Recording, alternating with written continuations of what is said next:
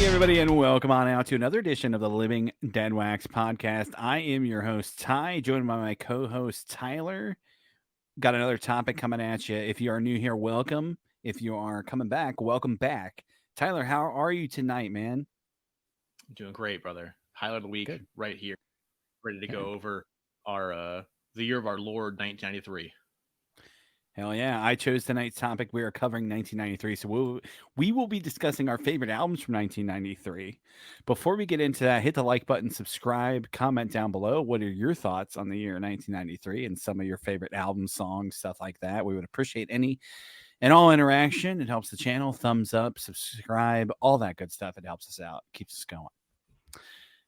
Before we get into it, as far as like the records and albums, we did 2003.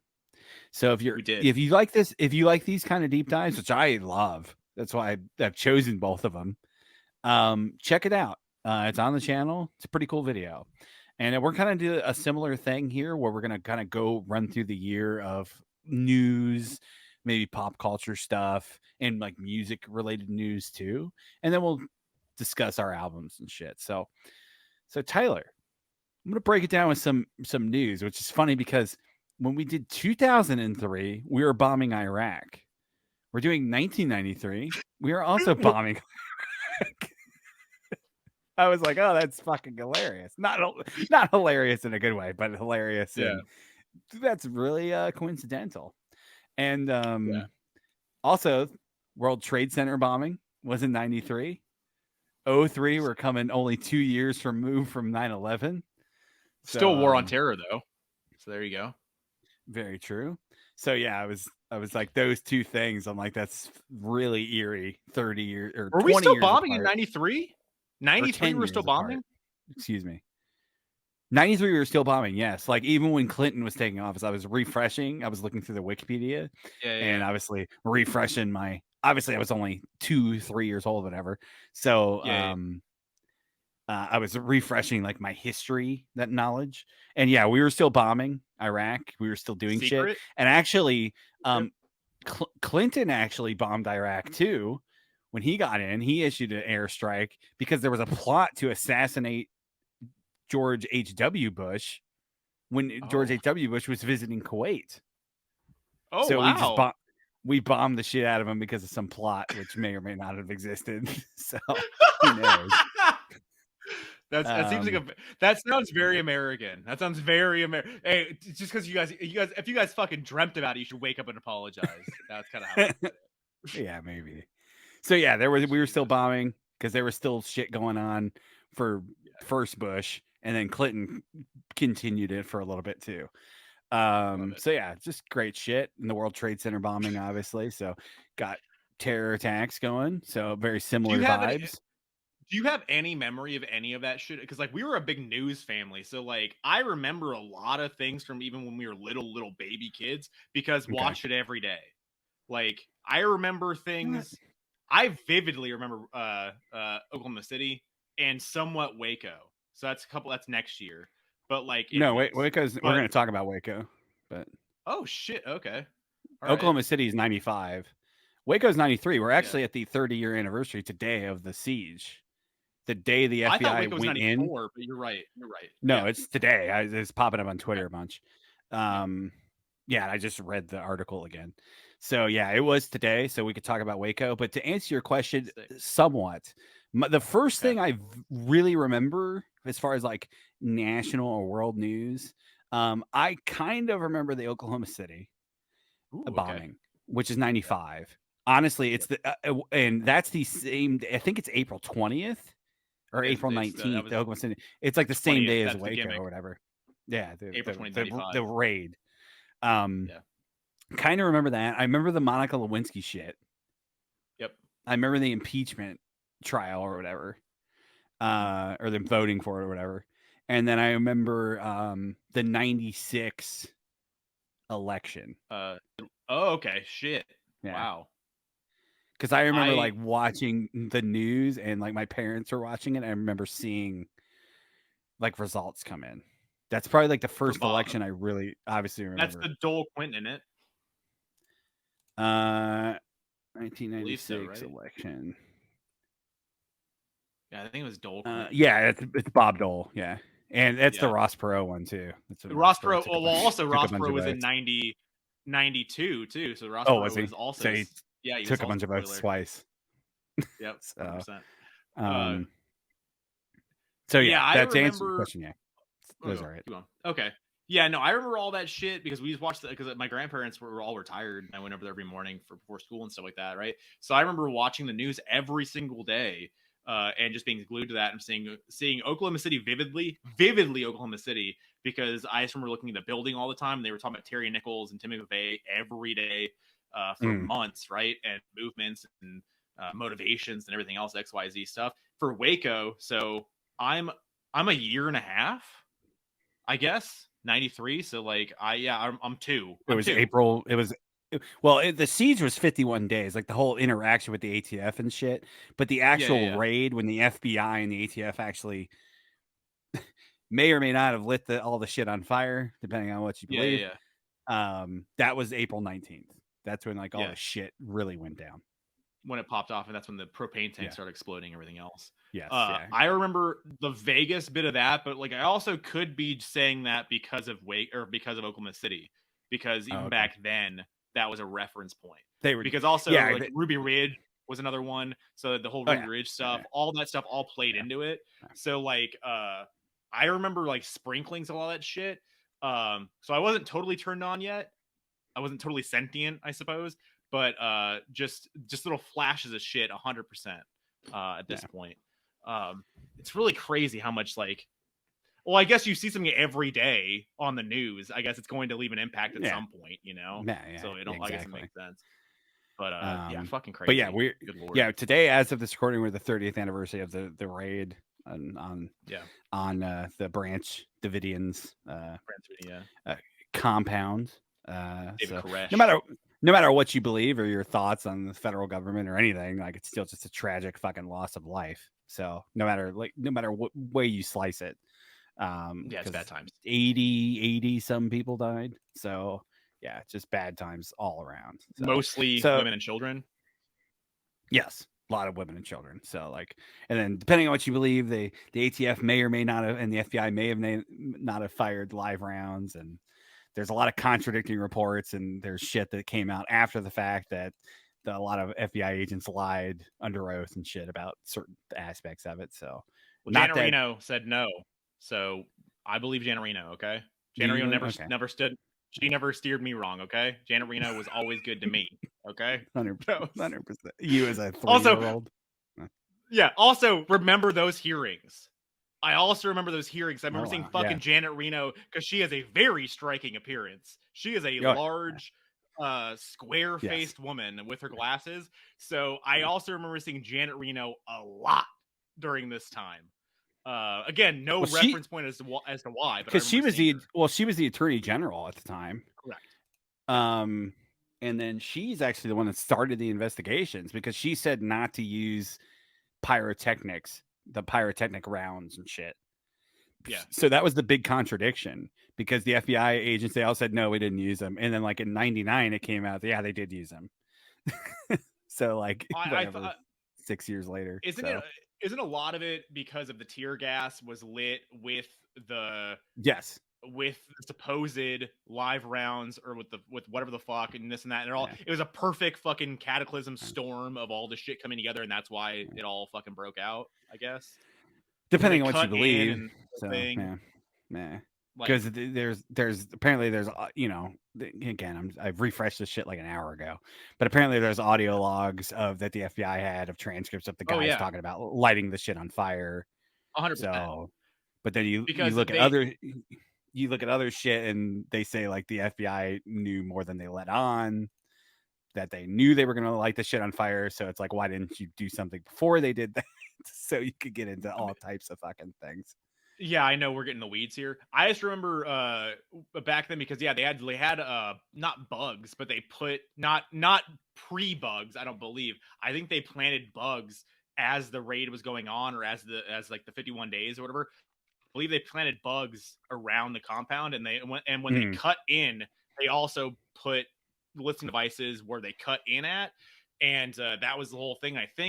I believe the official is they didn't, when they heard stuff like that, they didn't take it seriously necessarily because it meant that David was going to kill his own families, which they didn't believe that he was necessarily going to do, I Which guess. is, why So wouldn't you believe he would do that? I don't understand. Why totally, wouldn't you believe that? totally. I mean, you're talking about a man that fucking stocked up hundreds of grenades and everything else and all Mm, kinds of the crazy shit, whatever. Why wouldn't you believe the extremes here? I'm not sure, yeah. but yeah, there's One a couple of really good documentaries about all that shit. Oh yeah, and before we move on, because that those are really the biggest news bits I wanted to talk about, but as far as like world news, but Yeah.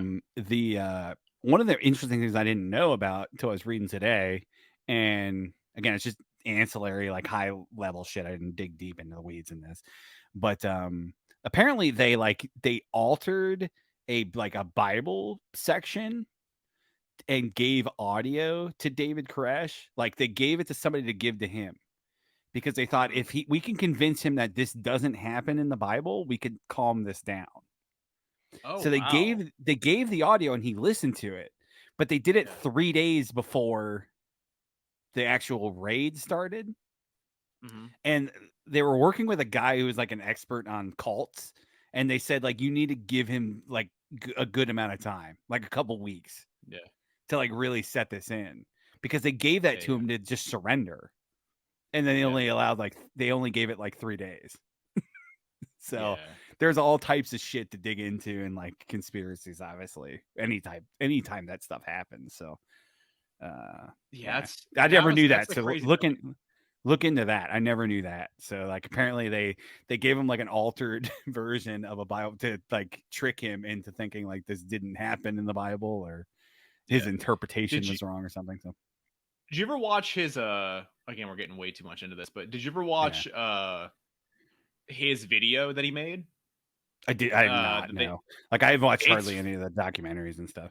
oh wow. I Yeah. love all that shit. And I got real deep in that like a couple years ago, whatever. And yeah, because he made a video that he said run this on the news, and they did. And it's like a 35-minute, I want to say it's like 35 minutes, maybe longer video of him with surrounded by all his kids and stuff or whatever, Yeah. just spouting all of his stuff or whatever, right? And it's obviously in hindsight, then it's creepy, then it's weird then, Yeah, yeah. but knowing what all that happens and everything else has come out since then, it's a really weird, creepy watch for sure. Yeah. So that's if you ever get around to one of the documentaries, they show a fair amount of a lot of stuff later on. But yeah, it's a Interesting. crazy deal, man. Especially considering Gotcha. that and Ruby Ridge and a handful of the other little things are Mm. what spawned Oklahoma City later with Timmy McVeigh and everything else, and the little militias or what have you. So this is Yeah. the kickoff. It's crazy. Yeah. I mean, that's the official story. So we're not a conspiracy I, podcast, though. So great. depending on what you want. Uh, yeah, let's get into conspiracies. What else? Yeah, All what right. else happened in '93? Those are like the biggest things I took out from like world news. There's a lot of music stuff. So we could obviously talk Yeah, about that because it is a music podcast. This isn't a WACO podcast. This isn't yeah, Tyler and I arguing for a about the week. federal government. But so January 12th, um, Cream actually reunited. They got inducted to the Rock and Roll Hall of Fame. So that's pretty cool. Credence went in, CCR. The Doors, Van Morrison, Sly and the Family Stone. That's a pretty big induction ceremony right there. So that was 93, January 12th. Um, January 31st, Michael Jackson played the halftime show for Super Bowl 27. So It's that's the first big yes. that's the It's the first big first. halftime show, right? It is. Yeah, they talk about that in the wiki article. The performance is was such a rating success, it begins that trend where the NFL was getting big name acts to play the Super Bowl. And that started like the spectacle of the halftime show. So 93. Yeah, yeah. Um, and we'll talk about that Super Bowl in a little bit. July 17th. This is a weird thing. So Guns, I just find it funny. Guns N' Roses played the final gig on the Use Your Illusion tour. Uh, It said this is the last time the original band plays together on stage until 2016. And I'm like, it's not the original band because Steven wasn't in the band. Also, So also, I'm like, and also, Izzy was gone. it was like, yeah, that's what I thought too.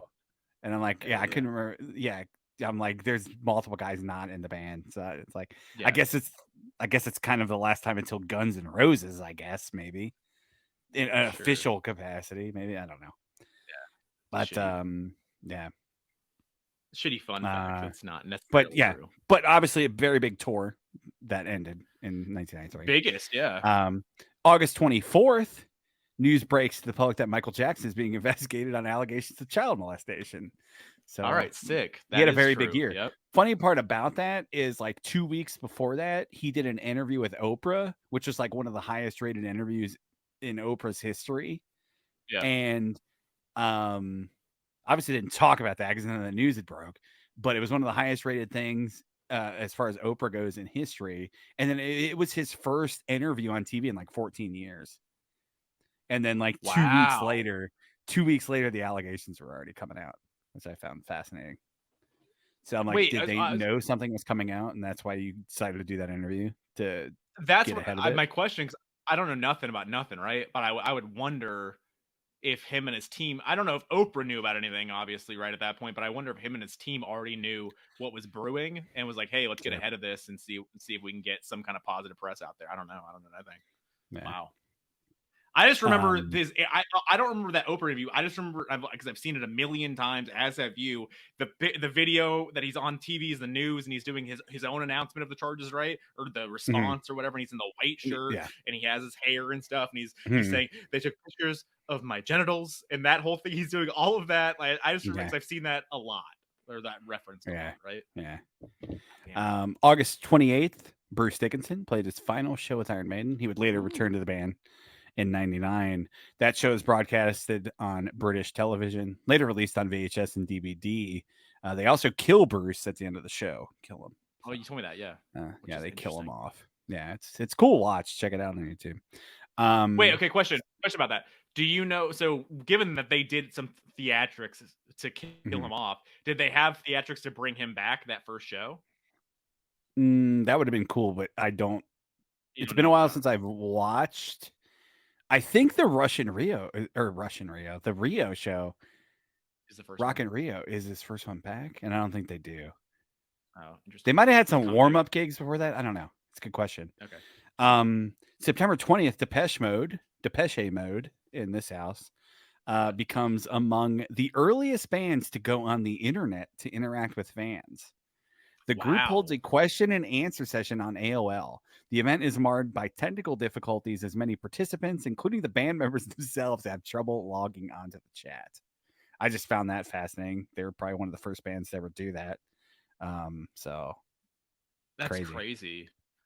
Yeah, I mean, Yeah. I guess that's Um, kind of the first. Obviously, they are the first, I guess, right? But like, I don't remember hearing anything about the internet back, especially obviously I'm a little child, but I don't remember hearing anything about the internet back then. And I think the earliest that I kind of ever really hear about it now is like on certain podcasts, but like wrestling, like you've heard wrestling podcasts, and you hear like randomly the Vince did like a prodigy chat or what have mhm. you Yeah. somewhere, like the rooms and stuff, and There's that was a thing. You hear there's those still referenced those. sometimes. Yeah, you can look at those chat logs of his being Yeah, in like an AOL chat room. They're fucking hilarious. which is Um, gnarly to think oh yeah. about. Yeah, definitely. November 18th, Nirvana played Unplugged for MTV Oh wow. in Yep. 1993. Obviously, a big iconic show. Beavis and Butthead aired for the first time in 1993. Obviously, very big to music and pop culture in general. Um, Last little bit here for pop culture references. Hmm. Uh, Top films of the year: Jurassic Park, Mrs. Yep. Doubtfire, The Firm, The Fugitive, Sleepless in Seattle, and Schindler's List. Those So are those are some of the heavy. those are Heavy some of hitters. the highest grossing films. The film that won Best Picture though was Unforgiven, Clint Eastwood, Fucking and A. Best Director, Unforgiven, Clint Eastwood. I So forgot he heavy directed that. hitter there. Yeah. Um, let's do this here. Sports. Super Bowl 27. Can you tell me the teams? We talked about it earlier with the Uh, halftime show. Yeah, it's Cowboys and Dolphins or something. I don't know. No, Cowboys and it's close. A Florida team. no, same division Okay. currently. Same. Oh, Cowboys and is it Bills? Yes, correct. Okay. Cowboys beat the Bills 52-17. So fucking Still the barn Bills burner run. there. Yeah, I don't know if There you that's go. their last appearance, or I think it might be because they got 90, barnstormed. 91, 92, 93. I think that's what it is, Nah, right? nah. Yeah. No, they went to 4.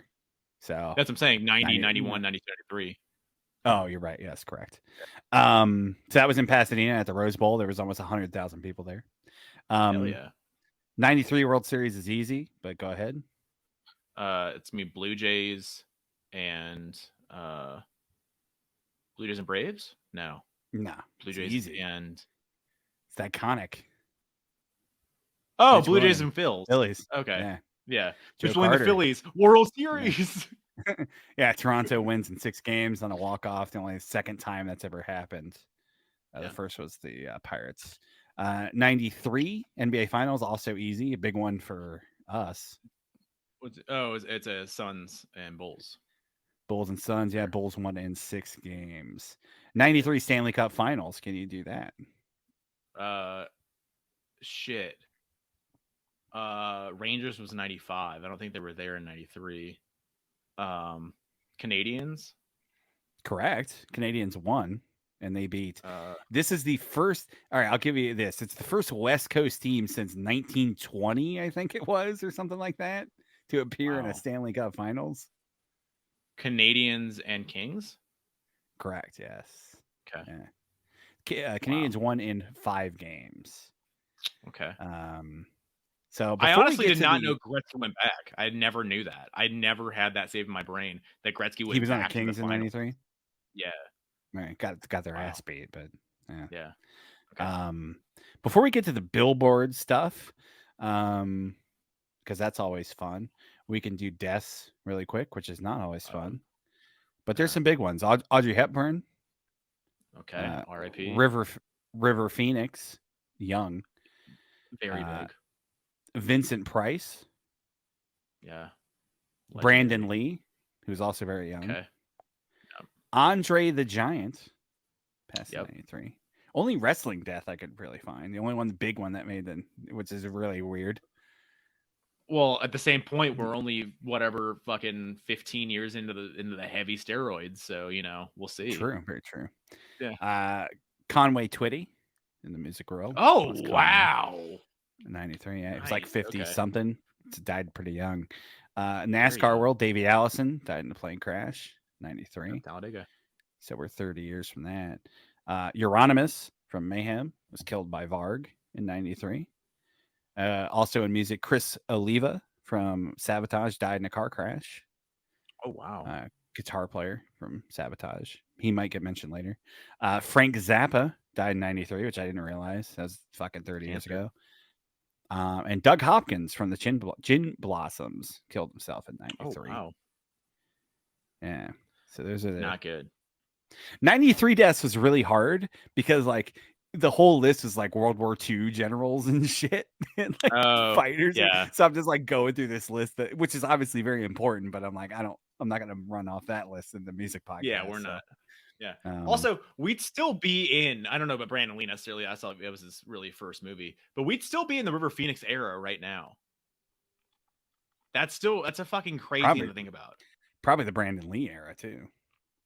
Yeah, I mean, I was gonna say, but it was his first. I don't know if that would have still maintained. I don't know, whatever he's doing, right? But I mean, The Crow was so big though. I don't think it was just big because of him and his death. Maybe I mean, obviously that helps, but plus his dad. Yeah. I mean, just who his dad is. Like, capitalized. Yeah, I mean, they'd only be 50. I don't know, whatever fucking early 50s at this point. So whatever everybody else is from the era, right? So yeah, they were 20s. So, so we had some famous births. Ariana Grande, born in 93. Ooh, thank you. Meghan Trainor, 93. Did not know that, but there good. You go. Miranda Cosgrove, 93. Ooh, nice. I'm a fan. And Pete Davidson, 93. Did not know that, but there you go. There we go. I did not know that Meghan Trainor I know you did because I know you're a big fan, but I Oh did yeah. not know that Megan Trainor and Ariana Grande were the same age. Did not know that. No, I wouldn't. You couldn't. Also, I wouldn't have said that either. no, if you would have told me that Ariana Grande was born in 1999 or 2000, I'd be like, yeah, okay, sure. I don't know. I know Dick, Yeah. so I don't know any. Yeah. So I would have Yeah. She's believed it. 30. 30 years old this year. God, Says she's on the backside of 30. So there you go. she's over it. Old news. Yeah, Yeah, those are. It's funny because the list was giant, but it was just like YouTube people that I had no idea who the fuck they were. So I'm like, these are the four names I actually recognize. Also, YouTube So, people that are 30, by the way. That's yeah, insane. That's all that's on there. It's just yeah. yeah. Goddamn. That's funny. All right, so Billboard, the number one song for '93. Can you do that? It has a movie tie-in. Is it Bodyguard? And the song is Is what the fuck? It's and yep. will always love you. Yeah. There you go. Yep. That was the number one song for '93. Top 200, the top albums of '93 from the Billboard 200. Bodyguard soundtrack. So there you go. Breathless by Kenny G, number 2. Did not have Unplugged that. by Unplugged by Eric Clapton, number 3. Yep.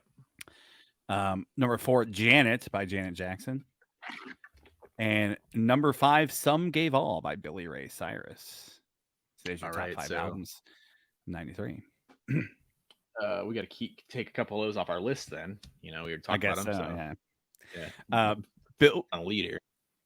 Billboard Top Rock Tracks, 93. Plush by Stone Temple Pilots. Ooh, nice. Yeah, that's from 92, the debut. Yeah. Are You Gonna Go My Way by Lenny Kravitz? Hard to think that song is that old. It's fucking ridiculous. That's the thing. As dated as Lenny Kravitz sounds, because obviously it's a lot of the older 70s rock or whatever, like I think it's programmed in our heads that it's always current. Like Lenny Kravitz doesn't really age that, like not badly. It just doesn't really age. He's Lenny Kravitz, and he still looks great. Him personally still looks great, and he still does all the stuff, whatever, right? But like, it's also just crazy because like Lenny Kravitz always just existed in our lives. Those records were always just huge, and whatever the hell, or the handful and a half of singles and shit. You know, just happens. Yeah, you could have told me that song's 20 years old. And I'm like, okay. Yeah, no, 100%, absolutely. Yeah. Number 3, Living on the Edge by Aerosmith. Record might be mentioned later. I don't know. Number 4, Crying by Aerosmith. So wow, taking up 2 of the top spots of the rock charts. And number 5, I don't know what the fuck this is, so maybe you do. Peace Pipe by Cry of Love. Do you know what that is? I didn't look it up. Not at all. I don't know what the fuck. All right, I'm not looking it up either. I think you're lying. I think you just made up a bandana song. It's from the Billboard website. So to wrap this up, we'll do Grammys real quick here. Best hard rock performance with vocal. Red Hot Chili Peppers for Give It Away. Wow. Nice. Yeah.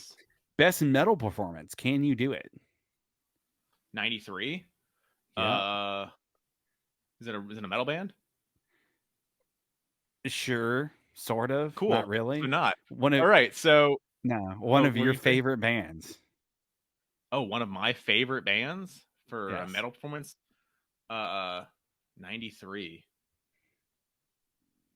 Is it a Van Halen? No. I don't know. What is it? 9 Inch Nails with Wish. Oh, wow, that is true. If I would have kept going, I think I could have worked my way there. But that's crazy. Okay, fair. Yeah. All right. Album of the Year, Eric Clapton, Unplugged. Song of the Year, Tears in Heaven, Eric Clapton. Yep. He got nominated for like 9 Grammys and won 6 that year. Crazy. So that's 93. Little rundown there. Take it back in the time machine. The year that was. Wayne's World. The year that was 93. So we're going to do our kind of favorite albums from 93. So Tyler, if you want to get this party going with your first choice. I didn't rank these at all. So no, yeah. I only have a handful that I felt really strongly about, but we'll do it. So one of the ones that obviously just one of the bigger ones that came out. Some of these we've gone over before, but whatever. In Utero, Nirvana. Obviously, this is the last Nirvana record. this is probably, as time goes on, it's my favorite Nirvana record. And I think I've gone on record even on this podcast by saying I think the next Nirvana record might have been my favorite record of all time, because I think they would have gotten weirder, heavier, and just gotten more abrasive. Because I think that's where they were heading with this, because they came off of obviously Nevermind, and Nevermind's a very polished pop record. So this, they went completely different. They went very experimental, went very abrasive, very brash, and pretty, in your face with a lot of the sounds that they were not obviously exploring very much on Nevermind, because that's, like I said, very much a pop record. But has my favorite, Serve the Servants and Sentless Apprentice are my personal favorites off the record. But Heart Shaped Box, Rape Me, Dumb, Pennyroyal T, All Apologies, the big ones, and then Princess Farmer obviously is my thing. But pretty heavy stack record, and the first one that came to mind when I thought about 93. But yeah, so Nirvana, In Utero, there you go. Yeah, definitely a big album. I definitely noted it. I figured you were gonna obviously pick it, so yeah, I would probably say Nevermind is still my favorite. Wow. Okay. Nah. I don't know. It's really weird. I'm not that big of a Nirvana guy. I know you are. I like Nirvana, but it's weird. Like, and Josh loves Nirvana too. But like, I don't know. I was way more drawn to Alice in Chains and Soundgarden and those early Pearl Jam albums. I don't know. I'm It's weird. surprised that you don't go more In Utero, just because Nevermind is so fucked out. I'm surprised that you have not just gotten drawn that way. I have to. I don't think Nevermind's that fucked out. I think Smells Like Teen Spirit is fucked out. Okay. I don't think the Right, rest so of the album's really that fucked out. Okay. For me personally, anyway. And I don't listen. I do not go back to Nirvana at all. So like, I think I would have. Lithium lights them up. I think I would. Yes, I think I would have to revisit the catalog. Maybe we'll do a ranking someday. It's not that hard. So, In Utero might shoot up there. But off the top of my head, like I'm trying to think in Heart Shaped Box is like the big song that comes to mind for me personally. But so yeah. Good choice though. Good choice. I didn't bring it because I knew I was like, Tyler, I'll cover that. So I'll pull it. Yeah. I noticed too, like because you mentioned your little subtitle, I put Jim Abbott because he threw his perfect game or whatever in '93 or no hitter or whatever it was. And I put Jim Abbott, so I didn't put Abbott. That. I don't know if I was gonna put like Jim Abbott's hand or something. Oh God, Jesus Christ! I don't know if I like mistyped that or what, but anyway. I was gonna ask you, but I thought I was fucked up. I was like, am I missing something? Like, I obviously know who Jim Abbott is. I just didn't know if I was missing like another sub reference that wasn't, whatever. I was like, I thought about Boy Meets World real quick, and I was like, is there a Boy Meets World thing that I'm not thinking about right now? Like, what is going on here? I just typed an S randomly. All right, there you go. My first album, and again, I didn't rank these at all. I'm just kind of going through order. So this is really fun for me because there's a lot of good metal. There's a ton of good fucking metal on '93. A lot of scenes are starting. So I'm gonna go with Rotting Christ. I showed this off in a recent pickup, Thy Mighty Contract. It's their first album, November 11th, 93. It came out. They're Greek. So the Greek side of black metal is really, it's evil and all raw. Like it's even more raw than like Norwegian stuff. This album's really cool though. It's Sakis Talis and Thamis Talis. They're the two brothers. They're the main guys in the band. They're still in the band, still run the band, still going today, still touring hard. I've been wanting to go see them forever. Like they come here every time. The last like 2 times they came here, it's like on a Wednesday night. And like, I need them to hit like a Friday night, and I would be happy to go see them. Really good black metal in this album, good riffing. It does have electronic drums, but they're not hateful because Thamis actually plays them, so it's not a drum programmer. Good tempo changes too. Like it's not the same like typical black metal monotone, like everything's the same tempo. They do have some slower songs and mix it up and put some melody in there too. This album has audible bass. which is nice because most black metal does not have any audible bass at all, especially Yeah. this era. Um, some standouts here I picked: "Transform All Suffering into Plagues." That's a cool song. "Exiled Archangels" is a cool song, and "The Fourth Night of Revelation." Also a really cool song. So you get the great long song titles. Cool album artwork too. I Oh showed yeah, this that's off before, the goat record. Yeah. but yeah, you got the goat in there. So yeah, Rotting Christ with "Thy Mighty Contract." Hell yeah. There you go. I was gonna say all the same things, so you took all the words out of my mouth. So I got you. Yeah, I'm echoing you on the Running Christ. yeah, There you go. All right. Another one that we've talked about before, but here we are, just talking about the biggest records. Little Siamese Dream, we talked about Smashing Pumpkins. Another massive record. mm, This is the 2012 or whatever it is, the repress I think they did. And obviously, you got Cherub Rock today, Rocket, Disarm, Mayonnaise is obviously one of my big songs off that. Me and Colin Brown. So shout out. I know Colin's an avid listener of ours and a huge, massive fan. Uh, yeah, so fucking one of the biggest records of the time for sure. The second Pumpkins record.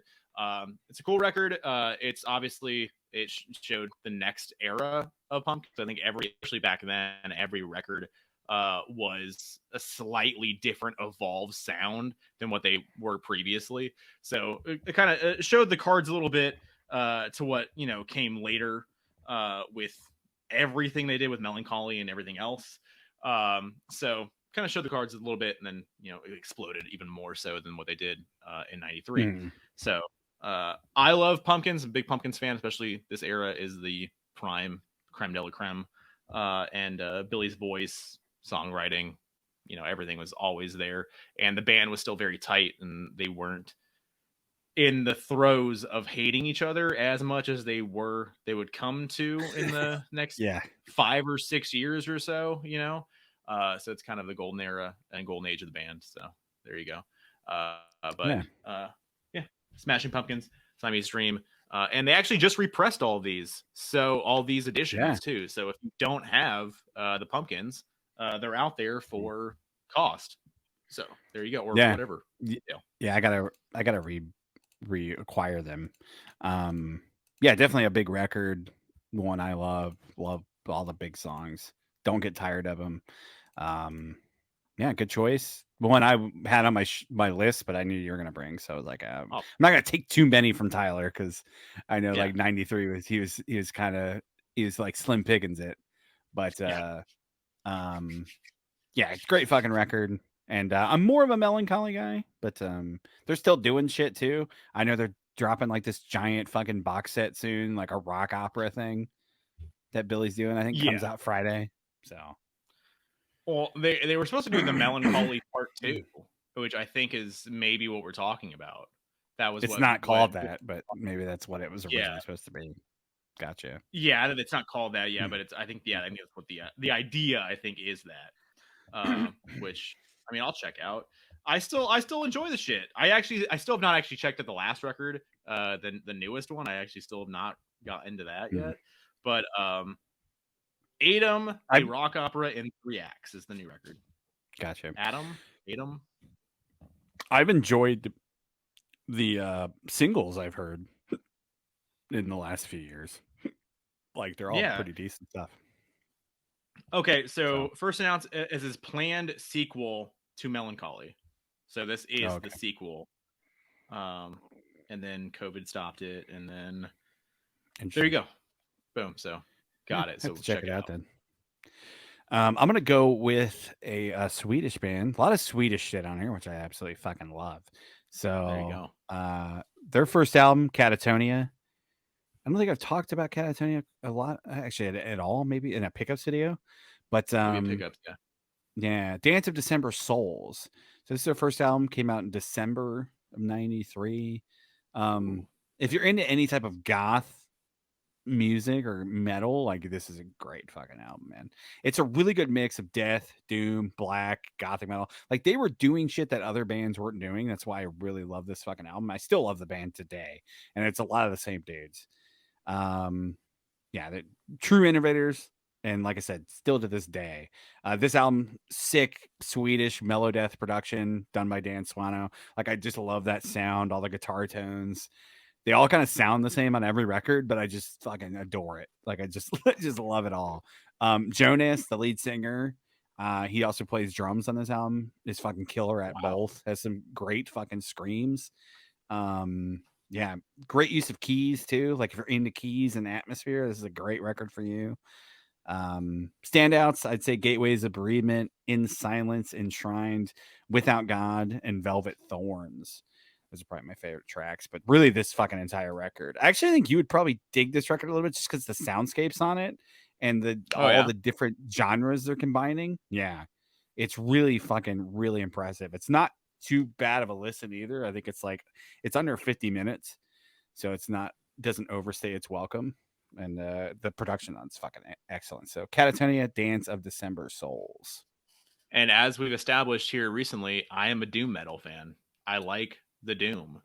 So that's not like typical doom though. Like they just take slices of that, mix it with some death metal, a little bit of black metal, and then a lot of like gothic like influence too from different types of goth bands. So that's why I've always loved Catatonia because they've always been like that, and their newer stuff's totally different, but they're way more of like a prog influenced kind of band, but still great musicians. So there you go.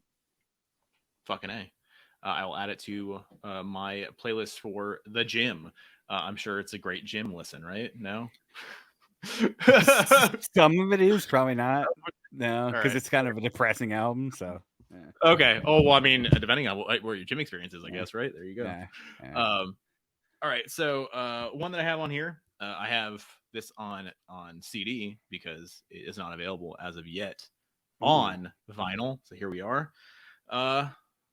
Coverdale Page, the project from David Coverdale and Jimmy Page. A very cool record. I knew this existed forever.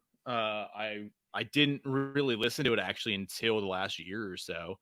And it's a really cool record because you can see that they brought together, because David's voice, even in this time, is still fucking top tier.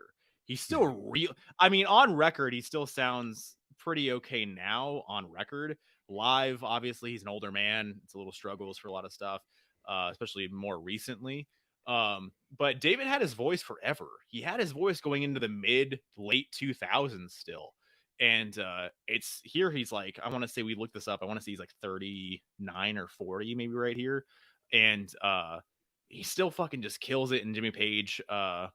This is obviously he's still fucking just doing his Jimmy Page shit. So this is the only record they ever did. There's some demos and stuff like that they have coming out. I think they want to do a box set at some point, which I thought was lost and burned up, but apparently it's not. So we'll see, because Jimmy had the reels at his house or something. I don't know. And they just reacquired the rights to this per Coverdale. So that's a very good thing. So we'll see what happens. I'm stoked for it, just to hear more. Ty and I actually checked out live videos from the only tour they did in Japan. So we checked those out, and fucking awesome, really cool. And they were just fan shot videos, and they still sounded really fucking cool. Would have been a cool I mean, maybe they got pro shot. I don't know, because they never toured North America or anything anywhere else. But even the fan shot video is really awesome. But for this record, it's very, I mean, it's very David Coverdale Whitesnake ish meets Page. Page's guitar tones are very much what he did on Zeppelin.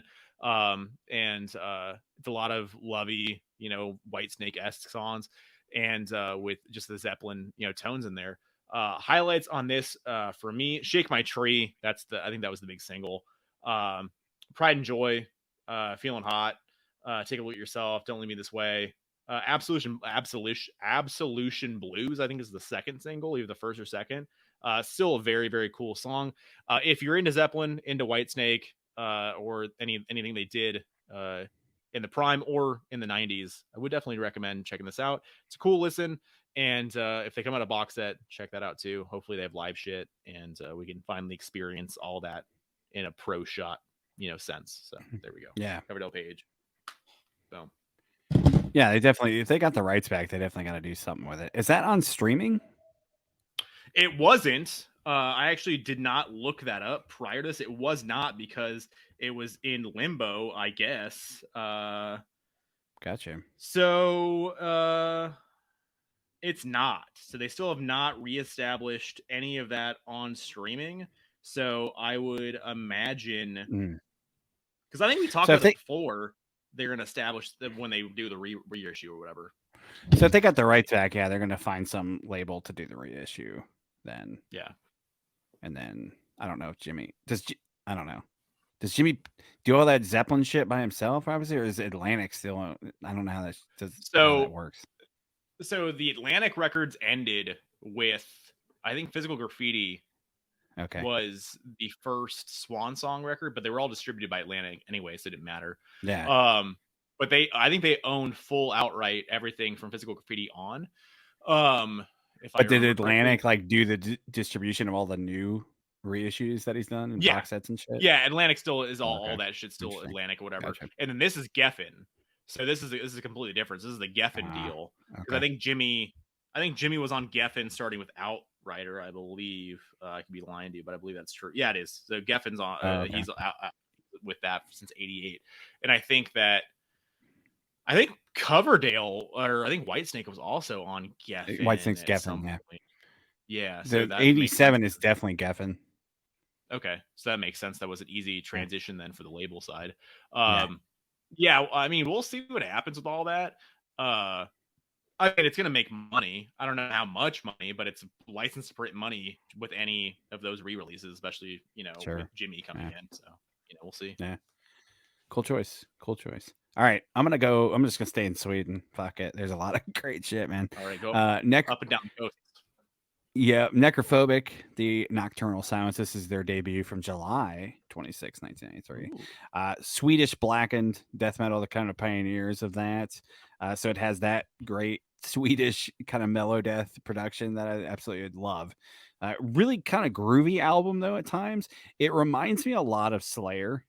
Like, if you're into early Slayer, like, from like Rain and Blood, South of Heaven-ish, like, it reminds me a lot of that. It's a little faster than like South of Heaven, Seasons, that stuff, but definitely has Slayer vibes.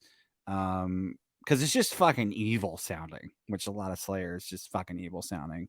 There's not anything like crazy on this, like they're not doing anything like really innovative, but it's just a really well done fucking album. They're still going today, still a band. My standouts: Unholy Prophecies. The title track, Nocturnal Silence, is really fucking eerie. The keys on that just it gives you goosebumps. And Awakening, really cool tracks on this. And this is a fun re-listen to for this week, and just kind of reminded myself how much I love this album and just love Swedish fucking death metal and mellow death in general. So there you go. Fucking A. Yeah, I don't know much about that, but if it's evil sounding Slayer, it's never a bad thing, really. Influence, so I like that. Yeah, it's definitely, you definitely get some Slayer vibes with that. It's yeah. So yeah, I enjoy it. Good deal. Definitely. All right, so getting the ASMR drink pour. Right, so sorry about that for everybody that listened to that. I did not think it was going to be, even though it was right next to the mic, whatever. All right, so another one here. It's one of the biggest records of the year, for sure. So I'm not massive on this record. It's fine. Everybody else was, obviously. It sold a cajillion copies, not as much as the predecessor, which is pretty interesting to say the least. Let's see. Hold on. I just want to. Why'd that go away? Don't go away. Go away. Hold on. So I had stuff up here. Professionals. All right. So the first of these came out in 1977 and sold 45 million copies. I know what it is now. Okay. There you go. And Yeah. then they did a part 2, however many, 14, 15 years later or whatever it is. So Bat out of Hell 2. And obviously for this one, the big single is I Do Anything for Love. Rock and Roll Dreams come through, and Objects in the Rearview Mirror may have clear posted closer than they are. But the first one, obviously, I Do Anything for Love. Fucking one of the biggest songs of the decade, I think. And Yeah. it sold 14 million copies. And if you kind of did the math there, it sold less than a quarter of what they did before. And it could be a critical failure or a sales failure, right? If you think about that like that, which is an insane thing to say. But Yeah. yeah. So for some folks, I know that they like this more than they like Bat Out of Hell 1.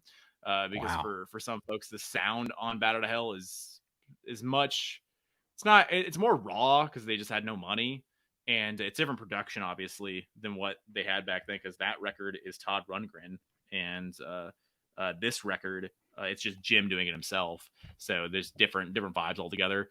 But I love Battle Hill 1 more, obviously, but this is not bad at all. It's very clean, very operatic, meets voice and vocals just fucking soar.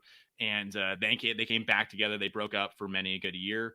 And I believe, off the top of my head, I believe this is the first record with them back together, because just prior, yeah, they were still fighting. So this is the first record back together, and Jim had all these songs for years, and they go back and forth, and they would fight and whatever, and they get back together, be friends again, and they would and then fight again, and they break up, whatever. But they finally put everything aside, made the record after being apart for like 7 or 8 years, whatever it was, and sold 14 million copies. So all the videos for this record are very massive 90s money. So like just fucking crazy production for all this shit. And they poured a lot of money to make this thing happen, and it did. 14 million fucking copies, and this is one of them. And I actually Yeah. think this is a Columbia House or Oh, MCA, nice. maybe MCA Record Club. I think this is an That's MCA cool. CD. So there you go. So my Interesting. original father's copy right here, the original one that Wow. he bought of the moment. So there we go. Very cool. Bad out of Hell too. Boom. We actually just saw that the LP at Record Eye. Ooh, we did. Oh, we did. Yeah. Shit. It was It's out obviously there now. Yeah, all very that shit's out expensive. there. No, it was the Yeah. original. Oh, was it original? Shit, I don't remember it being Yeah. original. How much was it? It was over a bill. Too Yeah, much you for don't my remember blood. this? I Yeah. don't. I don't Yeah, remember it being original. you didn't walk out of it, so yeah. You didn't walk out with Okay. it, so I'm I pretty did sure it not was want. I'm pretty sure it was an original. Wow. That's Yeah, crazy. I Would Do Anything for Love. I'm pretty sure it was originally written for Celine Dion, correct? So, She said no. in terms of that, there's a lot of shit that Jim has offered out to people before. I don't believe it was Celine Dion, because she did. She did a Hold cover of it on. later. Pretty sure. So, all right, hold Was on. Let me just. was it Celine Dion or Bonnie Tyler? Bonnie Tyler were considered, was Okay. considered, and then they had Lorraine Crosby do the female parts on the song. But Jim did Jim did fucking the fuck is a Celine Dion song? It's fucking awesome. It's my favorite Celine Dion song because it's a Jim Steinman song. Oh, it's all coming It's back to me. yeah. So Yeah. that, which is another insane production, insane video, all that other shit, right? And Yeah, it's crazy because you can fucking. He's like Mutt Lang. It's the same way. Jim's production and Jim's songwriting and his bombastic fucking vocal that he likes to Yeah. put out there with his vocalists. It's so fucking recognizable, and it's such like a key, like a signature fucking sound. Yeah, so that, not what that one in particular, because I know that he was Meat heard before he gave it to Celine, he gave it to Meat, and Meat was like, we're gonna fucking do this. And they got in a fight or whatever, and then he was like, no, I'm gonna give it to Celine Dion or whatever, right? And they all recorded everything later anyway, because he recorded for bonus tracks and shit. But yeah, anyway, getting back to that. Yeah, so it's an insane fucking record. It's an insane production and just, the craziest. So you like the first one better though, right? Oh, 100%. But it's also because in my house, we listen to that maybe a 10th amount of the time, listen to fucking Bad at Hell 1. Like, I knew that existed more because of our neighbor that watched us when we were little kids, that babysat us for a few years, because I think my grandma was still working and stuff. But for a few years, we got babysat by our neighbors next door, and the mom would let VH1 play with the videos and stuff like that. This is all coming back to me right. It's all coming back to me now. It's all coming back to me right now as we're speaking. I just remember seeing the I Do Think for Love video a lot at their place, and I did not put so much together in the moment, but as I look back, I'm like, oh shit, that's what's happening there. So we had the CD obviously, but we were still pulling out Bad at Hell 1, and that was still definitely the record that the CD, at least, right? That when I came home from school, or like if there's a good day happening at my house, pops or moms might put that one on the stereo and just fucking let that one play. Always Bad at Hell 1, not so much 2. Gotcha. Okay. All right. We won't talk about 3. It's fine. So moving on. Yeah. So I'm gonna go to Canada, get out of Sweden here. I'm gonna go with one of my favorite. I said it was my favorite band, so I'm gonna stick to it. They're my favorite band of all time. It's on the channel. It's 1A, 1B is Iron Maiden. But Rush, with their 1993 album, Counterparts, came out October 19th, one day before my wife's birthday. Their 15th album. So it's crazy. 93, this is their 15th album. Counterparts might be my favorite 90s Rush album. When I was doing this and re-listening to this album, I really think it probably is a little bit over Roll the Bones. I really enjoy Roll the Bones, but like I think this is a good balance of things. Like it's good contemporary style that they were doing things that were done at the time, but they combined it with old Rush. They brought the guitar back. Alex really shines on this record. Geddy and Neil, obviously great as usual.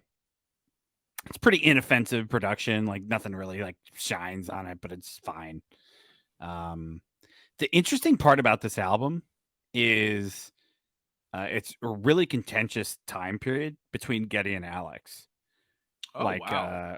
When they were writing, they were not agreeing on shit, because Geddy would like bring keys in and Alex would get pissed because Alex like, why are you bringing keys back? Like, this is going to be my guitar album again. Like, I'm finally relevant in the band again.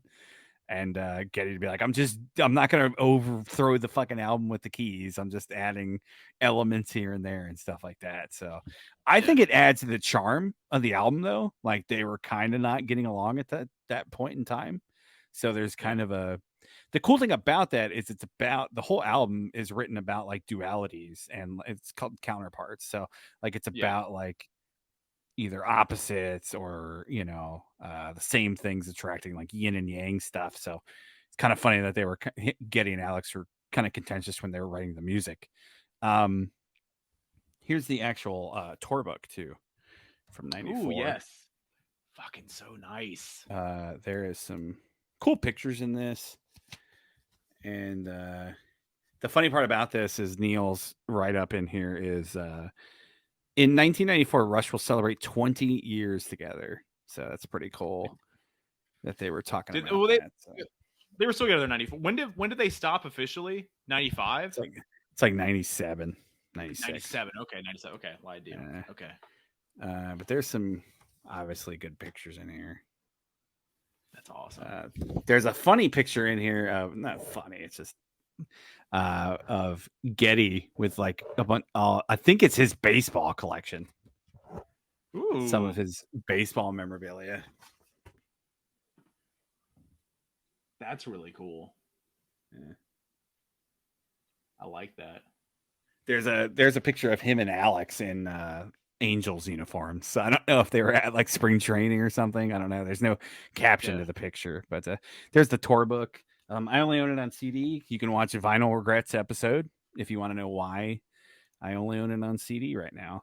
But really strong album for me. Cold Fire is probably one of my favorite Rush ballads of all time for sure. Animate as a fantastic opener, really heavy, fast, good ripping song. Stick It Out, fun, heavy tune. Leave That Thing Alone is a really solid latter day Rush instrumental. So great fucking album. If you have given up on 90s Rush or anything past like fucking moving pictures, this is a really good album that I think a lot of fans, that lapsed fans, would enjoy. It's really well done. Yeah. So, in my little bit of research here, debuted at number 2 on the Yes. Billboard charts. So it came out fucking hot. It went gold here. It went platinum in Canada, obviously. Pretty fucking crazy. I not that I thought they had a perfect relationship. Obviously, nobody has a perfect relationship or friendship or whatever. But Yeah. I never knew there was ever any contention between getting Alex. That's really interesting to hear that. Well, you know that no matter how close you are, you're gonna have shit going, especially when you're in a band. Like you're gonna have For 20 differences of years. opinion. Yeah, and Yeah. yeah, at that point it was strictly just over the keys and stuff. And Alex felt like he was gonna get pushed out again on the record, and that ultimately Yeah. didn't happen. Like it's a really heavy guitar record, Alex. Yeah. It's a really good Alex record. Like Was so. so when it came in, I don't know how much you know about this, but why? So did Alex? Why did Alex think that was going to be his record back? Was that what was talked about previously? That's because they were trending, because like Roll Okay, the Bones still had some of the 80s flair to it, okay, it's but 91. yeah, but so Presto and Roll the Bones they were trending that way. It was They were less getting and out of the less. keys a little bit. So like yeah, I think he just kind of expected like this is going to have no keys, and then when All Geddy guitar. started playing around with keys, that's when he Fuck. got kind of Okay. insecure. But ultimately the keys aren't that big of a deal on the record. Like they're kind of inconsequential to anything. Like you hardly remember any key parts at all. So the Yeah. main parts you remember are Alex's. His solos are really fucking good riffs. And Geddy's bass is fucking amazing. I mean, they're one of the greatest bands ever, obviously, but Yeah. so everybody's great on it. But I would, if I'm gonna pick a guy on that album like stands out, it's Alex for sure. So Really? his fears were unfounded. It definitely is a great Alex album. I recommend it. Like it's like if you don't want to listen to all 90s Rush, but you want to listen to a 90s Rush album, that's a really good album to go, because from front to back, it's really solid.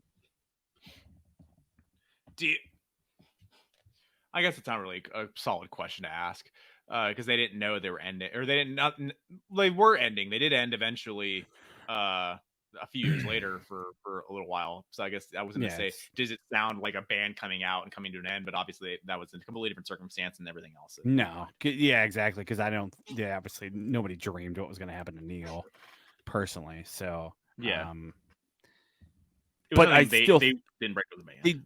they it was definitely I think they always had something to prove on every record. I don't think they just did shit to do shit. So, but it definitely sounds like a band that's trying to sound contemporary of the time, and it does, but it still captures Rush. So I Yeah, appreciate it. fucking A. Like There you go. it doesn't sound like most 80s, 70s, 80s bands, and Rush is a Yeah, 70s band too. But you know what I they got mean? trounced. Their 90s albums, they're going to try to sound like fucking Pearl Jam, you know? Yeah, And they get well, because they want accused to of stay that a relevant and little bit. contemporary. They get accused of that. Some fans accuse them of that on like Test Reco and shit, which I disagree entirely with. But that album is not. They're not trend chasing. They're just fitting in, but Yeah, still being Rush, which is hard to do. So check it out. yeah, fucking A. All right. So, good choice. I for my next choice, I actually did not own this on. Ooh, lied to you. I do own this. I did not. I did not. I don't have this out right now. I forgot that I actually have this. I forgot Okay. everything about this. So, my next choice is a little record by a little band called Counting Crows, and it's August and Oh, nice. everything after. So another one of the massive heavy hitters of the year.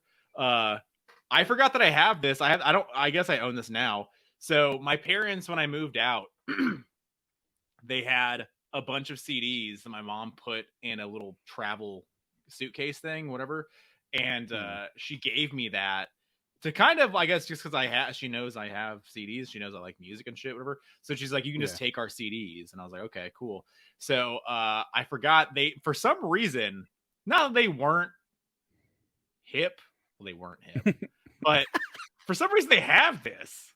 And like, Interesting. I remember talking to my mom or my dad, maybe both of them, about this because they talked about this. They talked about Black Crows, and I remember they were talking when I was a little Mm. tiny child. They were talking about what band is what band and what record is what record. Interesting. So, they're like, what? Well, that Counting Crows record, that first one, that's cool. That's a cool record. Well, we're talking about Counting Crows or Black Crows. That was the conversation, right? So for whatever reason, they have fucking August and Everything After, which I do have in my closet. Forgot all about that. Anyway, Mm. this is a record that I actually kind of got into more recently than the others. Um, so the big singles off the record have just existed, in the stratosphere since '93, right? So the first record for Counting Crows, Mr. Jones, massive first Mm. single, all that, right? Around Here, again, massive first single. Kind of trickles down for Rain King, and then A Murder of One for the fourth Mm. single. But the two leads, those are fucking massive songs. So it wasn't until about a year ago that I started listening to this record more than just those singles. I think it came on Spotify Mix or something or other. And I actually got obsessed for my last breakup.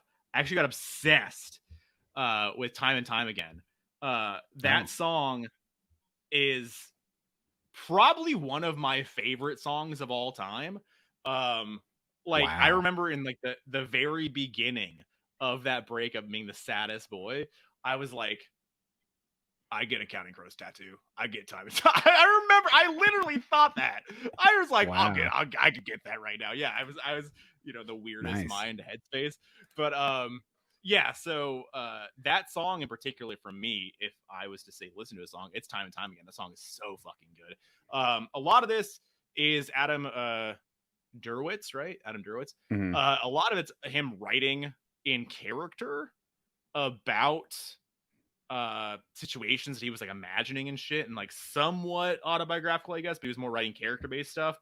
And so he was just more exploring kind of like just different stories in his head that he was thinking about. And that song in particularly is about a breakup, and it's about you being shitty and everything else and taking advantage and all this other stuff, whatever, right? All the shitty things about breakups. And I was like, I identify. There you go. Shitty guy. Boom. Love it. I also did not realize this either until a few years ago. I did not realize that August and Everything After is not like the song is not on the record. I didn't know there was Oh yeah, any you're right. sort I didn't know there was any sort of mythics or mythos around that, because the Mm. cover of the record has the lyrics to the song August and Everything Oh. After, and that those lyrics in that song does not appear on the record. So Yeah. like 4 or 5 years ago, maybe he finally finished the song, and they did an Amazon exclusive like video and stream and like a session and whatever the hell, right? And so they actually finally finished it, and he was talking about in the moment that he thought it would be a good gimmick if he would name the record without the song being on the record, and the song would come out later on the next record, and he thought it'd be a good gimmick if you like just did that. And so it was like a weird thing that he thought about, and he Hmm. never did. But it's just crazy to think that I think that song came out in like Mm. 2017, maybe, I don't know, whenever they put out the Wow. actual song itself. So like it took forever to actually get that out there. But had no idea there was any mythos around that, but whatever. So for Yeah. me, Counting Crows, August and Everything After, massive record for the time, and it's gonna be on my highlight list. So there we go. Yeah, definitely. I'm not a big Counting Crows fan. I know the songs. My brother Colin loves Counting Crows. Has seen them live. Said they were fucking excellent. So Hell yeah. if you ever get a Yeah, chance, I I guess go. Yeah, I didn't really get too deep. I actually did not know. I always just assume this is the record. I always just assume that. But discovering the satellites, that's the next record, I believe, right? Recovering. Yeah. Recovering. There you go. Recovering. It is. That's the big record. That's Yeah, the that is biggest record. really a long December on it, which is a big song. Correct. Yeah. Yeah. I always just I guess I didn't realize how big that record is, but that's apparently the record. So not even the record that I thought. So interesting. Learning more things every day. Yeah. Yeah. All right. I'm gonna go back into my metal realm. Obviously, a lot of big fucking releases, man. This is a giant release. It's a big release in general, and it's a big release for me. I'm gonna go with Carcass with Heartwork. Ooh. This is their fourth album, October 18th, 93 in the UK, January 11th, 94 in the US. So I'm kind of cheating here, but it's a 93 album when it was debuted in the UK. So this is a foundational mellow death album. So they really started changing their sound and started exploring more with like the Gothenburg sounds that were coming out of Sweden. But it's really cool because Carcass is a UK band and they come from that that grindcore early style. So they filter it through that lens. So it's pretty different. Thick, distorted guitar tones. I love it. This is in the US, they were released on Columbia. So they got signed to fucking Columbia, and this was their only major label debut was Heartwork. Wow. It was the only major label album anywhere. So after this, they got dropped from Columbia. But yeah, the guitar playing is excellent. Bill Steer, Michael Amott, who went on to form Arch Enemy after this, who's also a big, obviously mellow death band. Tear it up. They fucking tear it up on this whole record. Jeff Walker, his vocals I don't think they've ever sounded better on a record. Honestly, it's pretty stunning. His screams and vocals are really clear. Love the production on this. It's a landmark album. It lives up to the fucking hype. If you're ever going to listen to a Carcass album, this is it for me anyway. A lot of people like their early stuff, which is totally different, but this is my Carcass album. Definitely a good gym album. And if you want to just grab a couple songs, Buried Dreams, the title track, This Mortal Coil, those are my favorites, but the entire fucking album's really fucking big and one of my favorites, and when I listen to probably on the monthly, like I'll go back to this record, man. It's just been in my for the last like 3, 4, 5 years. Like it's just been kind of nonstop a record for me. I adore this album. So there you go. And seeing them and they played a lot of this was really fucking cool. So there you go. That's awesome. So I was looking at this because having a melodic but death metal band signed to a major label, are there a lot of those even in that era, but are there a lot of those that happened? No, not really. No. Because I looked at the prior record. So prior record is a necrotism, right? Necrotism. Yeah. Necroticism. There you go. So I saw that the reviews on that, everyone fucking loved that record. It looks like that's a great record too. Record. There you go. So I was trying to just do a little bit of research. I was like, I wonder, like, did that get fucking massive acclaim, like critical and like commercial? And they didn't really mention commercial necessarily. Not that they're going to sell 1 trillion records or whatever, right? No. But I was like, why the fuck is Sony looking at melodic death metal? That's really interesting. I don't know the history necessarily, but I would wonder if that ever happened to other bands. I know obviously they were trying to snatch up certain other bands, but maybe not. I didn't know that was a genre they were trying to attack. You know, maybe I can think it's just the Swedish scene was blowing up everywhere. Maybe that's the only reason, you know. And they've like Carcass isn't Swedish, but they're like, oh, this kind of sounds similar, I guess, this new album. Because the album came out like months before it came out in the US. So I don't know when they exactly got signed to it. So maybe the album came out, they heard it, and they're like, oh, this kind of sounds like this shit that people are talking about. Because metal is still pretty popular, you know, at that point in time. This sounds totally different than the metal that was probably like, it sounds nothing like Pantera or Metallica or Megadeth or anything or Slayer, but it's I mean it kind of Slayer vibes, but it's harsh vocals. So, but it's not like death metal vocals like you're thinking. Like a lot of the Swedish bands don't have like Cannibal Corpse growls and shit. It's more of a higher register. Uh, Okay. so, uh, So so yeah, you're it's right. definitely an interesting game. Okay, so No, you're go ahead. right. So it came on Earache before October Yeah. '93, and then the U.S. It came out January '94 on Hmm. Columbia. So Columbia, that's Yep. exactly what happened. So they heard the record, and it's really interesting to me because it sold 80,000 copies, Mm. 81,000 copies, and I'm just like, again, my thought is just like, why would you drop them? Why would you sign them if you're going to drop them? Like, what did you think what do you think the sales avenue was here for this band, right? Yeah, Even if like you love this record, why would you go through the process of signing them and dropping them? It just, there's no fucking sense there. no, it really doesn't make much sense at all. That's Um, crazy. Glad they got yeah, I signed think though. I gotta reread stuff about it too. I think they like basically were just like, we want to get the fuck out of it too. That's, imagine so. Yeah, like this is not a good fit for us, obviously. So No, because they probably, so there's two lines there. They probably got no promotion, or they got limited promotion, or they got certain promotion. They were like, why the fuck are we doing this? Why the fuck is yeah, this what you want 100%. us to Yeah. do? Mhm, Why are we getting offered these tours? Why are you wanting to do this with us? Whatever. Like that mhm. seems probably whatever the avenues are, right? The two lanes. Yeah, Um, Very interesting. I don't know. yeah, That's yeah. fair enough. Um, all right. Fucking A, man. Fucking Carcass. All right.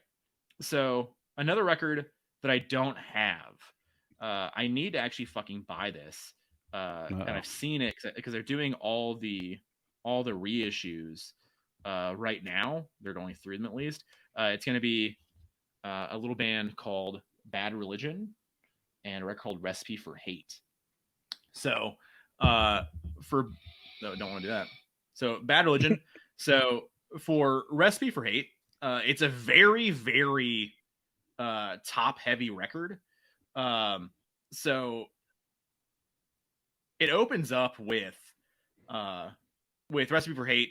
It goes to Kerosene, and then it goes to American Jesus, which did not realize this. I love that song. Did not realize per Spotify, and by a fucking drastic fucking measure, it's the most streamed song on Spotify for them, which is pretty fucking crazy. Like I I mean, love that song, I'm but not, I big, I'm not a big Bad Religion guy, and I think I know that song. yeah, So like it, I didn't, I guess I just never thought about it, right? Like I never thought yeah, that your sister was listening to that. yeah. So it's the last official record. um yeah, it's the last official record on Epitaph before they signed to Atlantic. That who Atlantic re-released the record upon them signing with them in '94. So this is a major change in the band, because obviously when they signed in '94 to Atlantic, that's when Brett was out of the band at that point, because Brett was, if you don't know the mythos, if you will, of Bad Religion, Brett Gurewitz, he's the guitarist and co-writer, co-founder, and everything else for the band, with Greg Graff and all the other guys. But he's the massive co-writer and co-producer for everything they were doing. Anyway, he owns Epitaph. They were on Epitaph forever, and then they explored, because punk, the year punk broke, '94, Dookie and everything else came out, right? Out Come the Wolves and all that. So Bad Religion was going to be a part of that a little bit. So they got snatched up by Atlantic and they signed. And then Brett left the band because Brett was a massive crackhead and he was dealing with a lot of that shit. And he was like doing some fucking shady, weird. I've always wanted to find out more of the stories from that time period, but Brett was in a very, very bad way. And so they went to Atlantic and they went and did Stranger Than Fiction, a bunch of other records, whatever, which I still am a fan of those records too. They're just a little bit poppier, I guess, and just a little bit different. But for Recipe for Hate, which we're talking about right now, American Jesus, massive song. Portrait of Authority, a pretty big song. Man with a Mission, also good. All Good Soldiers. A lot of this record, which I didn't realize it going into it, but a lot of this record, the first time I ever heard it is I watched my neighbor's house. I house sat for him when he was out of town for whatever he was doing. And he was the guy that had all the stuff first. So he had like CD burners and all this other stuff or whatever, right? He's downloaded movies and video games and shit. He had all the pirated Dreamcast games. Like I remember that was a whole thing, right? So like Brandon, you know? So like when I house sat for him, on his CD case or whatever, was a bunch of CDs and stuff, but he also had spindles full of burned CDs that just said like mix, fucking whatever, this mix, Nine Inch Nails mix and whatever, right? So I remember taking, I was like, what, 13? I think I had the iTunes, I had the computer, and I remember taking a bunch of them and going to my computer and just ripping them. And that's how I got into a lot of bands more in depthly, because I did not have the ability to download all these songs and shit, whatever, right? And I thought Brandon's taste was much cooler than mine was, and it was. So I remember having a bunch of songs that I did not know the title of. I remember listening, and because they're all burned, and nothing came up on the iTunes when I tried to sync it with Grace Note. But so I just put Bad Religion Mix as like the album, and then I just remember listening to lyrics and trying to hear stuff and like trying to get keywords and just type it in my computer and try to see if I can name it that way. And I got most of them, but not all of them. A lot of Nine Inch Nails were Nine Inch Nails track 1, track 2, track 9, because he downloaded so many like remixes and shit and just weird stuff that I couldn't understand. I didn't know what was going on. So none of that stuff got named at some point, or at any point. So anyway, a lot of it was Recipe for Hate, though. So I did not realize that until the day when I was looking through this. I was like, oh, these are all Brandon's songs. They were all the mixed songs. So if you're a Bad Religion fan, there's nothing crazy departure from Gray Race, from anything else from the early 90s for them. Nothing was really too crazy with this record in terms of the sound. I would recommend it. It's a fucking really cool record. It's a Bad Religion. If you're into punk, into political stuff, into like sort of not really. They don't really have a lot of like overtly anti-religion songs, which is the funny for this band and the logo and everything else. The Crossbuster or whatever. But if you're into that stuff, fucking Bad Religion and Recipe for Hate is no different. I would recommend checking it out. And they're re-releasing everything slowly but surely right now. So everything is out there almost at this point in record stores. So buy it online, go to your indie store, whatever, and consume it. So there you go. Nice. It's funny you keep saying like I don't own this, and I'm like I got 2 on standby just in case. That I think might be in your pick that I got for show and tell, and I reviewed as well just in case you don't bring them up. So nice. All right, sick. So, I'll go with my next one there. I'll just pull them off the stack here. Getting dwindling down here, but Candlebox with their first album released July 20th, 1993. It's a big record for me, and this record gets shit on. It didn't get good reviews. It went 4 times fucking platinum. But the reason why, because they got signed, they were in the second wave of Seattle bands, and they got immediately signed basically to Warner Brothers. So like they were obviously trying to chase the trend there.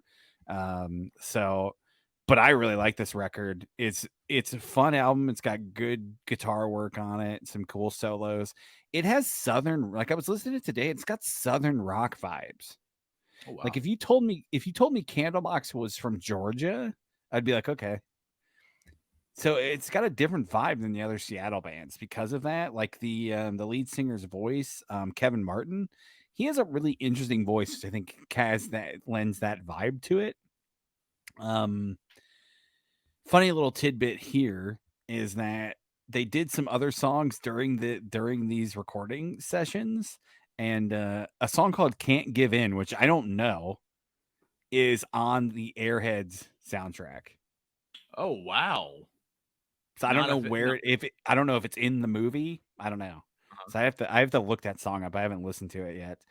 But that's for personal stuff. It's got an Airheads reference and they're tied to the album. But the singles, Far Behind, Change, You, great fucking singles.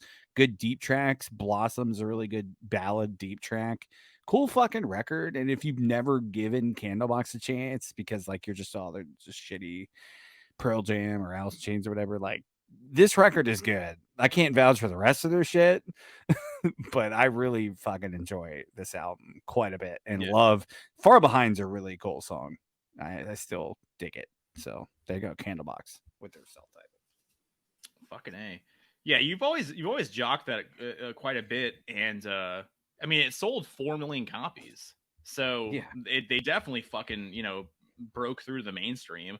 The next record fell off, in comparison with, but Yeah, that's a pretty fucking cool thing. And they were fucking they were early 20s. First record, they fucking just explode. That's just nutso. Also Yeah. debuted at number 7. Mhm. Wow. I think That's I think that's why they get shit on is because the label was pushing it. So, mhm. but like I think the music's good. Like it stands up. Like I'm not saying it's better than like Pearl Jam's best or Alice in Chains' best, but like it's solid shit. And like I said, it's got a different vibe to it. Like the guitar work, the vocals. Like I said, like if you told me they were from fucking Tennessee or Georgia, I'd be like, okay, like yeah, it kind of has that grunge sound, but not really. Like Yeah. I think it stands on its own. Like it almost like they're kind of like an STP because STP got the same shit because the Yeah. STP was on Capitol like almost immediately. They were a grunge band, but they weren't from Seattle. Candlebox is from Yeah. Seattle, but you know what I mean. Yeah. And Yeah. STP And almost that go way immediately blew up. So they say kind the of get least. shit on because of that. At least that record. Like I don't I've listened to some of their other shit and it's fine, but that record I think it's really good and it stands the test of time for me. So there you go. Yeah. Also, just for no reason at all, I just looked this up. Core sold 8 million copies. Yeah, God damn. might be close to Diamond by now. Yeah, that's true.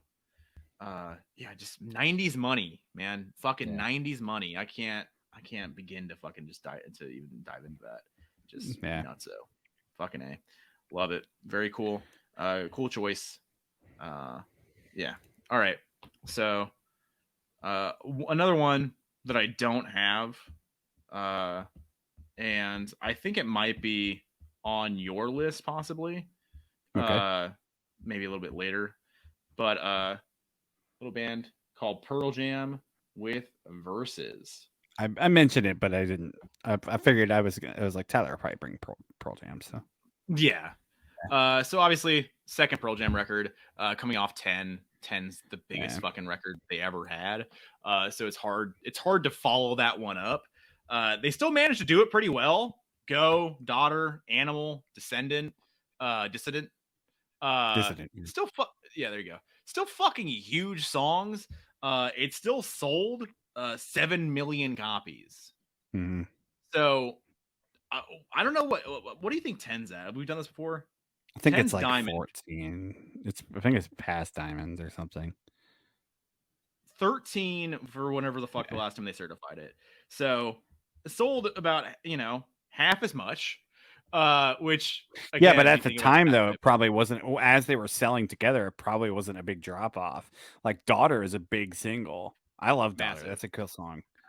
Go is a cool song too. Like the singles on that record are really solid. So, Yeah, um, yeah. I mean, it's a big drop off now because 10 has more staying power, but it probably yeah, wasn't a big drop off at the time.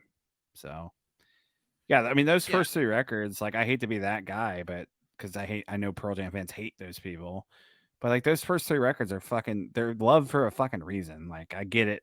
I get it. You love everything. You love the 30 fucking track set lists and love them changing songs and playing deep cuts shit. But like those records are fucking massive for a reason, man. They're great albums. So yeah. like they might be fucked out for you, but yeah. I gotta rebuy Verses and Vitology. I'm surprised you don't have Verses. No, I never did. You had a fucking. Didn't you have either a sealed copy or like a cellophane copy of Verses? I want to say no. No. We saw one Fuck. before. I never bought it. Did we? I just Okay. had the repress. Okay. Because I remember when those represses finally started coming out, because we would see Pearl Jam and be like, "Oh fuck, Pearl Jam," Yeah. and then the represses started coming, and then they've just kept them in press forever. You can just find. That's why I only have 10. That's the only one Yeah. I've Me too. rebought.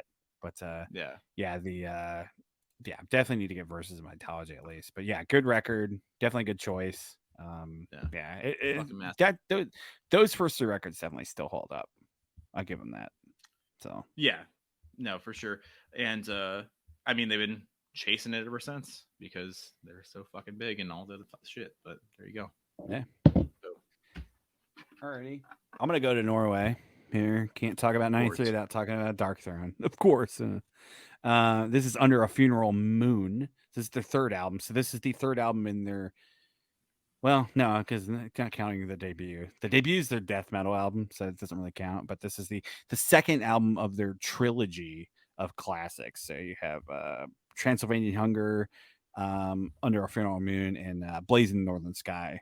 So I don't know if this is my favorite of those three. I don't know. It's hard to tell. But it's a really good fucking Norwegian black metal album. Like they're some of the masters of the scene. Darkthrone is still the most consistent band. They still do records. They're nothing like this. They've changed their sound so many times. But this album, like you listen to it, it's a pioneering album. The production, the riffing, the songwriting, like this is Norwegian black metal, even before Mayhem. Like really, because this is before Day Mysterious. So, and Mayhem has been doing shit with Death Crush and EPs and shit. But like this, when you think Norwegian black metal, like this is the sound for a lot of people. Um, so yeah, any death metal influences that were still hanging around in black metal, they were gone when this shit started coming out with like when these three records really.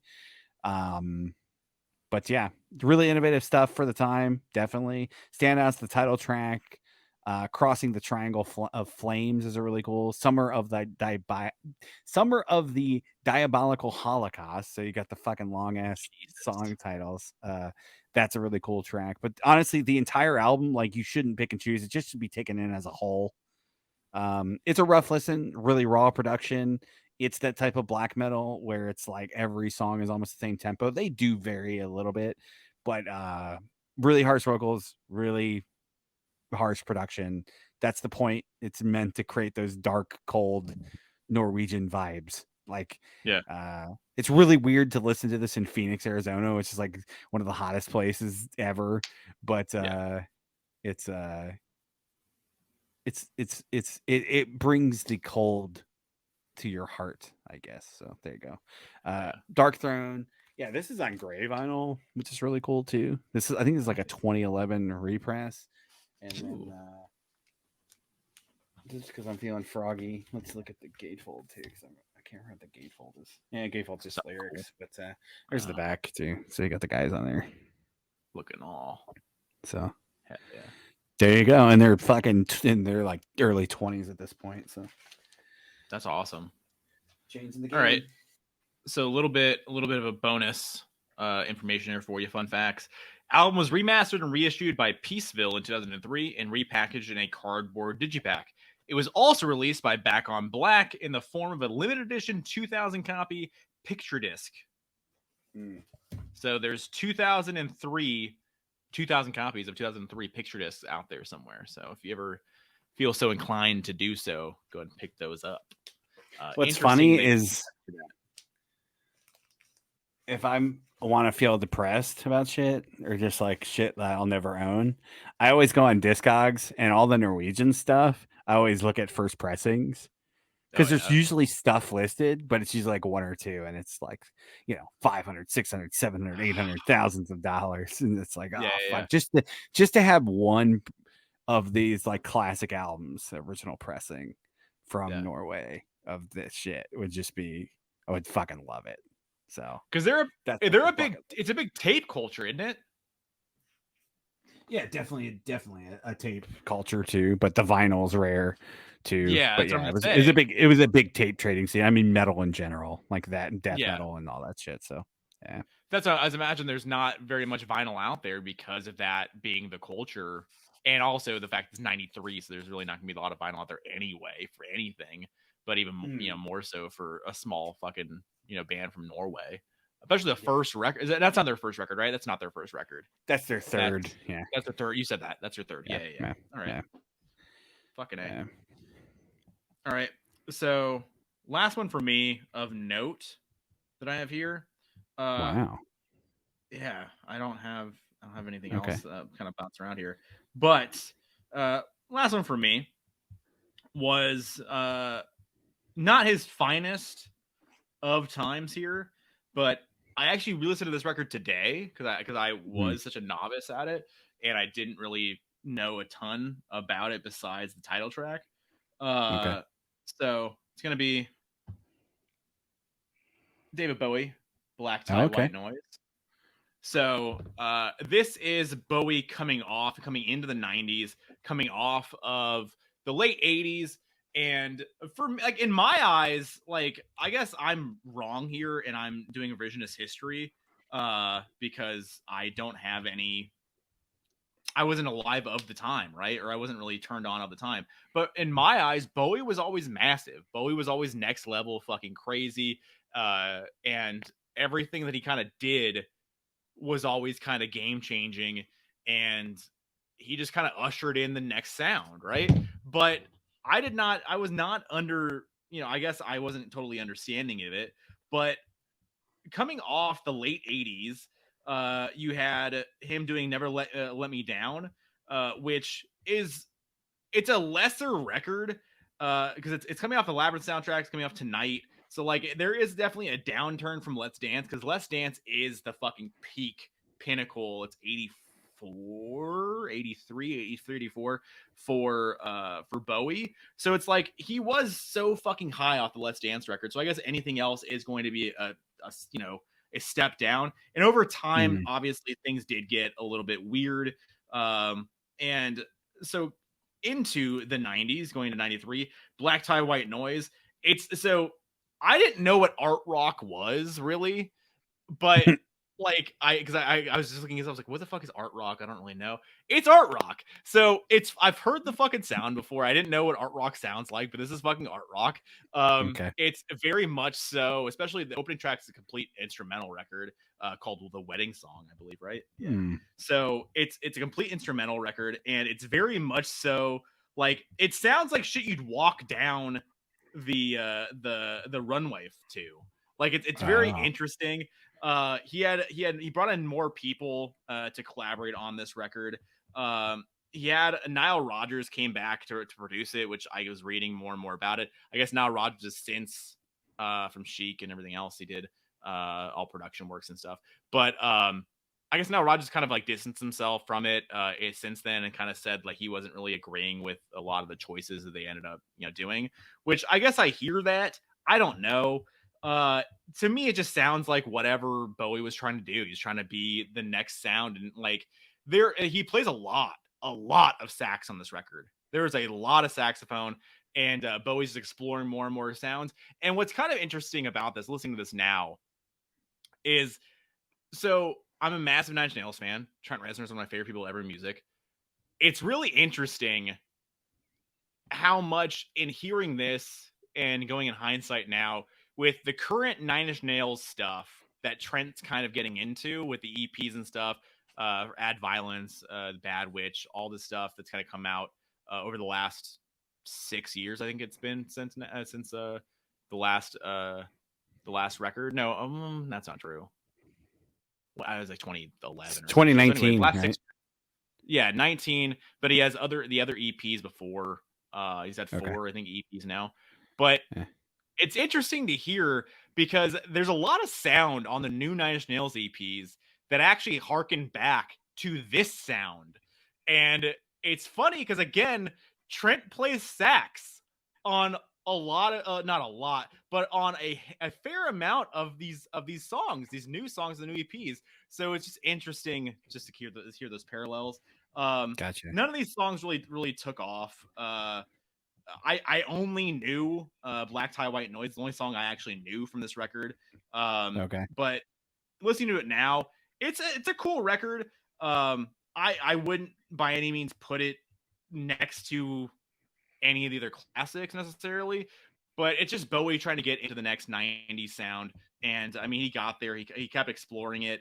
And then Buddha Suburbia is the next record, which is again not necessarily a very big commercial record by any means. It's more of this, and it kind of just leads you into him going full Nine Inch Nails ish with Outside.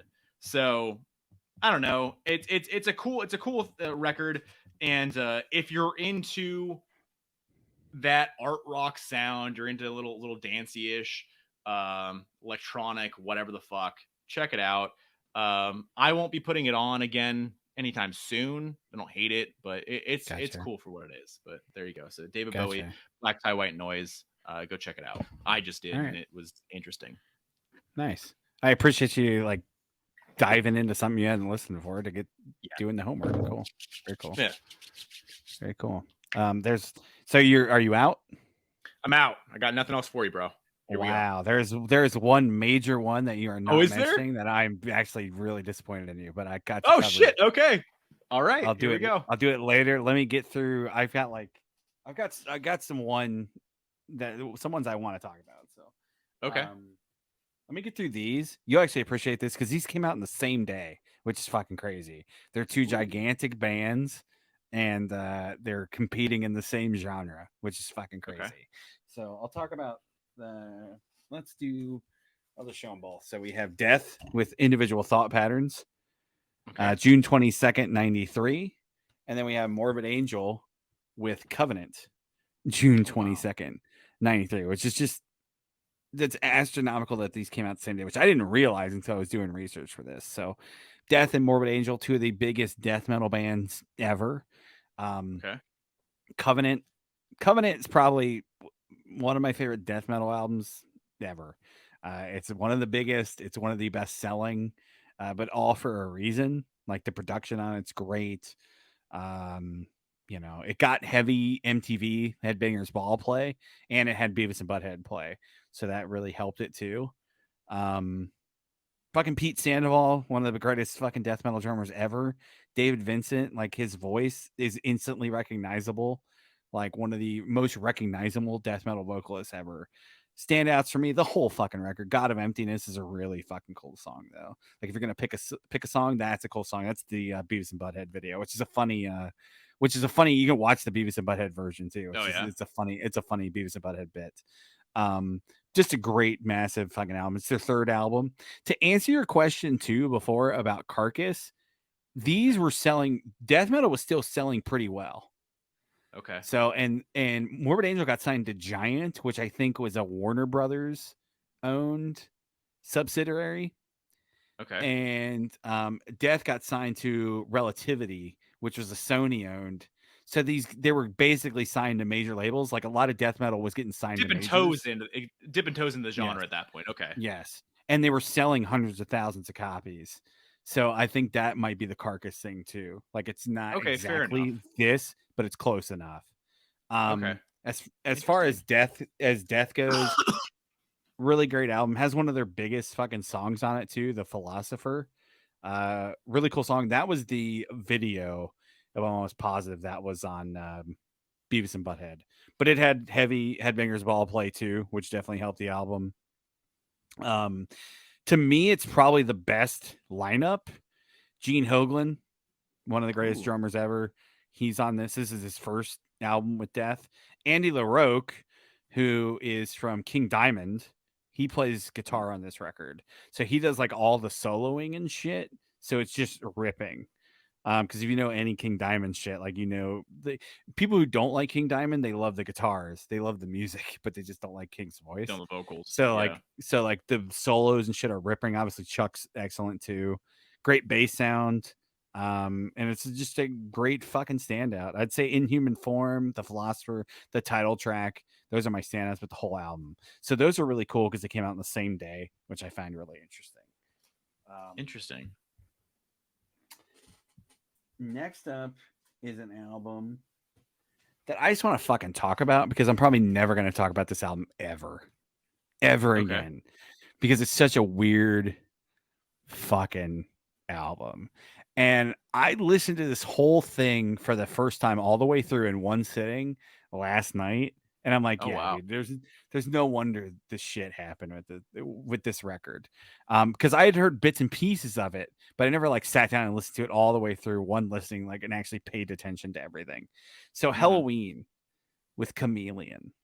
Oh wow. So this is like the 2011 reissue. The bad cover.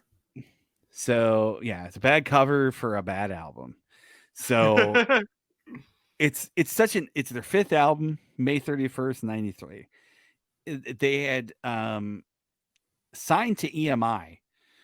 The reason they signed to EMI because they are managed by Sanctuary, which is Iron Maiden's management group too. That's Rob Smallwood's management company. So EMI, that was Maiden's label uh, in England. So Halloween got signed to EMI. They do this album. The band's basically falling apart. Kai Hansen has already left. This album is basically 3 solo albums put together. So like Michael Kiske was writing shit, Michael Wyketh was writing shit, and Roland Grasspal, the guitar player that replaced Kai, he was writing shit all by themselves. And then they basically just came together and was like, I got these songs, because they didn't want to talk to each other, they didn't want to associate together. So like it's such an uneven album. You're listening to some shit and it's like, this sounds like a completely different fucking band. Yeah, Because yeah. they were writing them basically as solo albums at the time almost. Interesting. Like there's horns on this album. There's like songs that you could consider like swing songs. Like Crazy Cats is the song, name of the song. It's like a swing. Yeah, yeah. And you don't know a lot about Halloween, but you know some Halloween songs. Like they're Yeah. German Iron Maiden. So like picture Yeah. Iron Maiden doing a song with horns and shit. A very big departure for sure. Yes. Yeah. There's a soft rock ballad called Windmill, which is like, it's awful, but it has a lot of charm to it. I do kind of like the song. A lot of people hate it. I was gonna say, what's the consensus, right? Yeah, a lot of people hate that fucking song. Even the band makes fun of it and shit. But I, it grows on you. Like by the end of the song, you're done. You're like, it's not terrible. Michael Kiske sounds great. It's his last album. After that, they basically kicked Michael out of the band. He came back. He's back in the band singing with the band now. But they kicked him out because they felt like he was trying to tear the band in different directions. Michael claims that's not true, but whatever. It's their original drummer's last album too. Sadly, he passed away like 2 years after this. They kicked him out because of his drug use, and he had like schizophrenia. He jumped in front of a fucking train and killed himself 2 years after they kicked him out. So yeah, this is Ingo's last album. So for that, it's kind of holds a special place in like fans' hearts. But it's such a weird, uneven album. I just wanted to mention it. One of the coolest songs on here though is Giants. That song is really fucking cool. Really heavy song that I picked out because I never had like paid attention to it before. And I'm like, holy shit, I added it. Unfortunately, this isn't on streaming. So, but I was like, I gotta instantly add that to my Halloween memory bank. If it was if it was on streaming service, I would have added it to my Halloween playlist. But yeah, that's a cool song. There's a couple of cool songs on here, but it's such a weird fucking album. I just had to mention it. So yeah, this is just on black vinyl. Kind of a bad cover, just a bad album. And I bought this strictly because I'm a completist, but for Halloween, and it's never gonna get repressed either. So like this is like the 2011, and I don't think it's been repressed since. That's fucking crazy. Yeah. Sweet baby Jesus. So there you go. Halloween with Chameleon. All right, so my next one I wanted to do one of my favorite albums of all time, one of my favorite bands of all time, 1993, Typo Negative, Bloody Kisses, one of their biggest records of all time. Roadrunner's first gold and platinum album. It was a gigantic. I've done that 2 podcasts in a row. I did dynamic. I don't. That's not a word, Ty. Well, dynamic and gigantic. There you go, bro. It makes sense. You're good. Thank you. Appreciate you looking out. Yeah, it's an iconic album. It's Sal's, the original drummer, his last album too, so that's kind of important. I think Johnny's the better Typo drummer, but for that aspect that it's his last album. Technically it's their 3rd album if you count Origin of the Feces, which is the fake live record.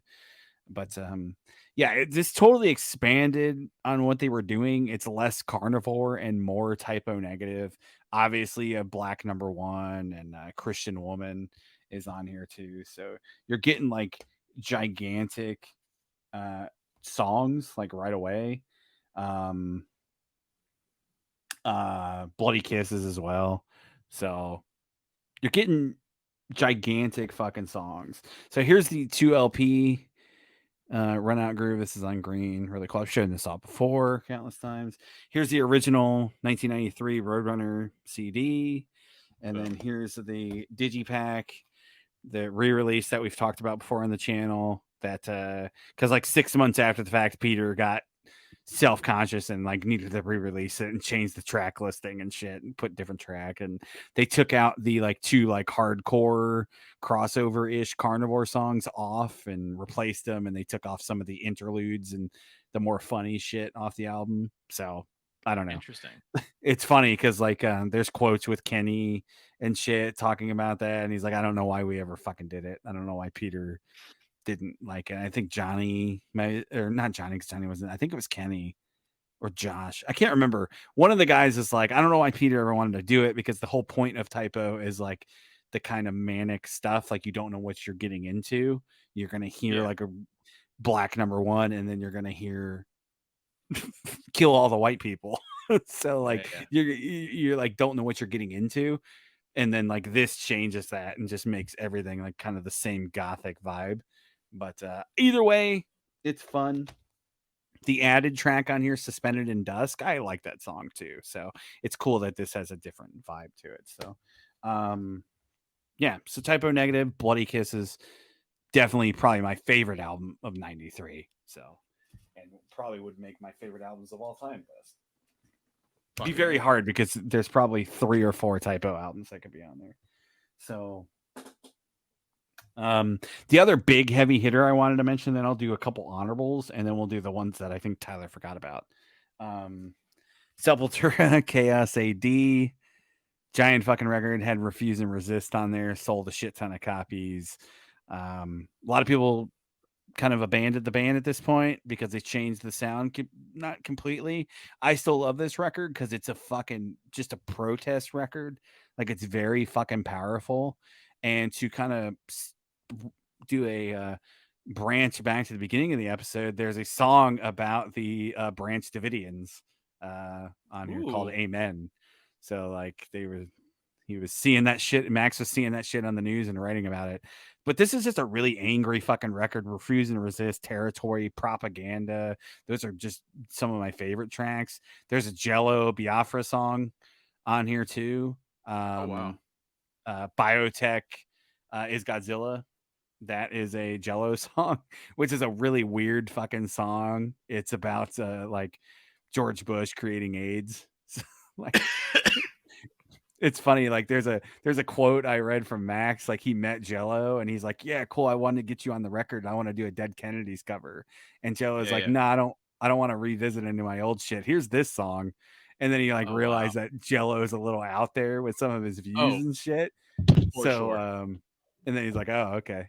And then they did that song. It's a fun song. It's only like 2 minutes long, but it's funny. He wanted to do like a Dead Kennedys cover, and he's like, Got that. nah, here's this instead. So Sepultura, KSAD, Refuse and Resist, obviously a giant video too. That video was fucking played on MTV and Headbangers Ball all the fucking time. So KSAD, Sepultura.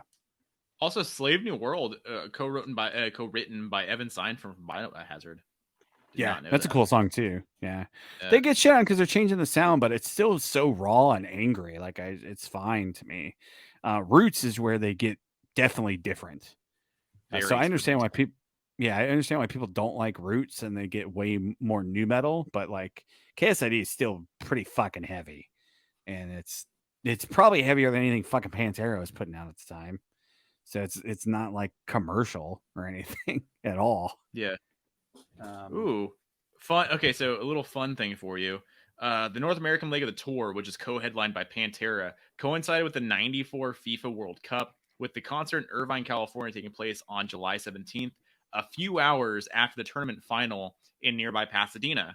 Sepultura, whose members attended the match, took to the stage decorated in the Brazilian colors in celebration of the national team's triumph in the tournament. That's fucking crazy. That's cool.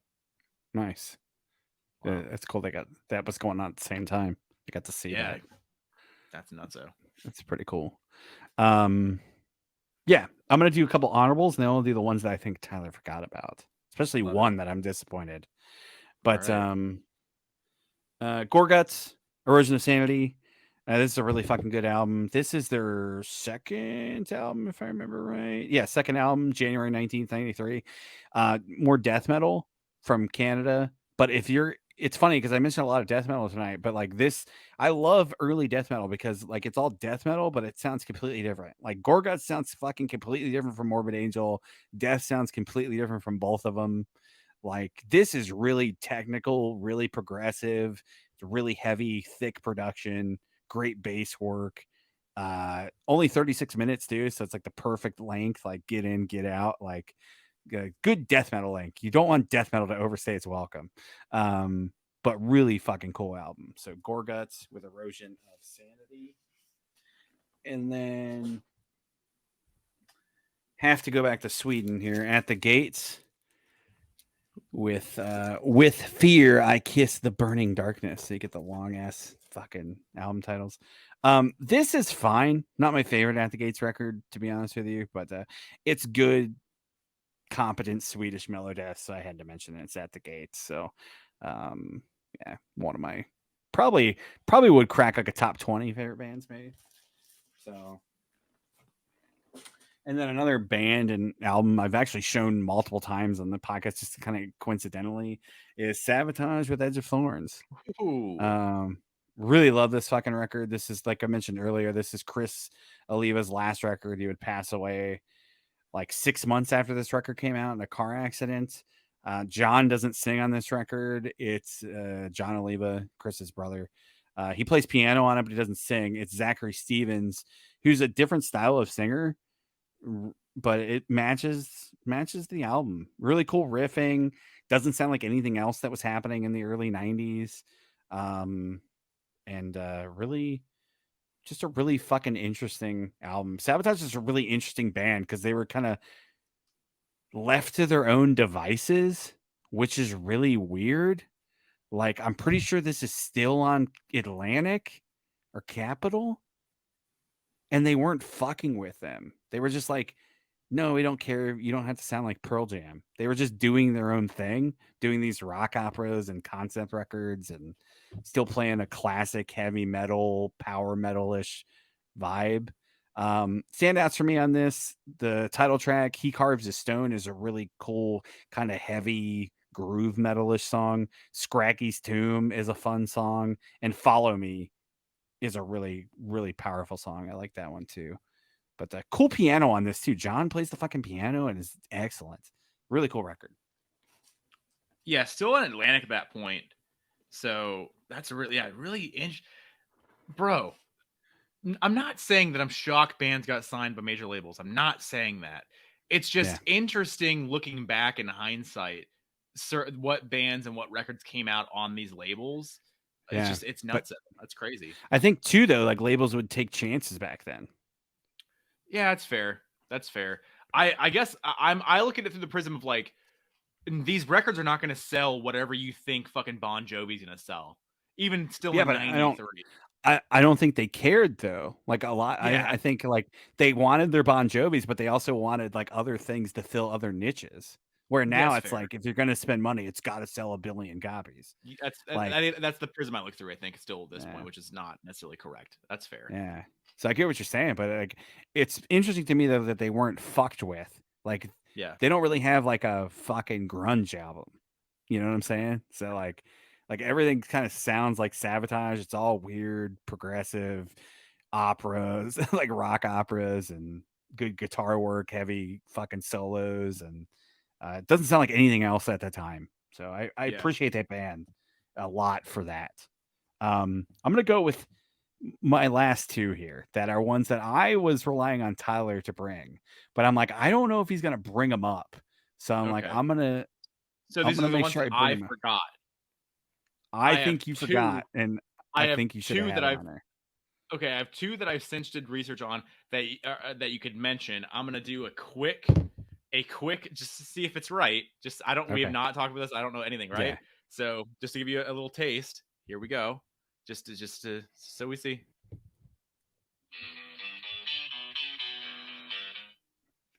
Hmm. Okay, that's one of them. Correct. Yep. Okay.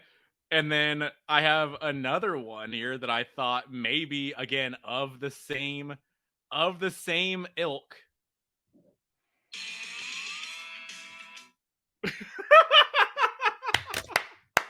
Yeah, but that's not the same record. No, it's not. No, That's their no, no. first album. Like same Okay. band. There's Yeah, yeah, yeah. actually there's a remix of that song on their second album. But Okay, that's okay. Okay, so yeah. there Yes, you go. yeah, Okay, all right. yeah. So So you can so show the records. we'll do the first one. Hard Working Man. This is 99 Cent Band, dude, and Zia. Ooh, I was like, nice. shit, That's a I'll pull that out because I was like, I need that for '93. So okay. Hard Working Man, yeah, this is Brooks and Dunn's second album. So we're gonna talk a little country here. So if my mom made it to the end of the episode, Tiny congrats. girl. February 23rd, 1993, the second album. Um, I fucking listened to this the other day, man, and like I've heard this record so many times. It's still really good. I truly do not think music sounds any better than like this 90s country. I think it's some of the best production that's ever done. Like every record sounds like a fucking Mutt Lange production. Like every Yeah, record from this era sounds like a fucking Black album. Like it's just really thick, ridiculous. just thick in the sound. Just it's Yeah. yeah, for sure, and very polished and bright, but just thick, 100%. Also, dude, all 5 singles off this record were top 5 hits on the country That's fucking charts. crazy. She Used to Be Mine, probably my favorite song on here. That Ain't No Way to Go, though, is a really good song, really good ballad. Yeah. And Rock My World is a really cool, fun Kix Brooks song, which is Ooh. rare because usually Ronnie Dunn is the guy to go with. But yeah, Rock My World is a Brooks song, and it's pretty good. But yeah, do you have anything to add for Hardworking Man? I'm surprised No, you didn't bring it.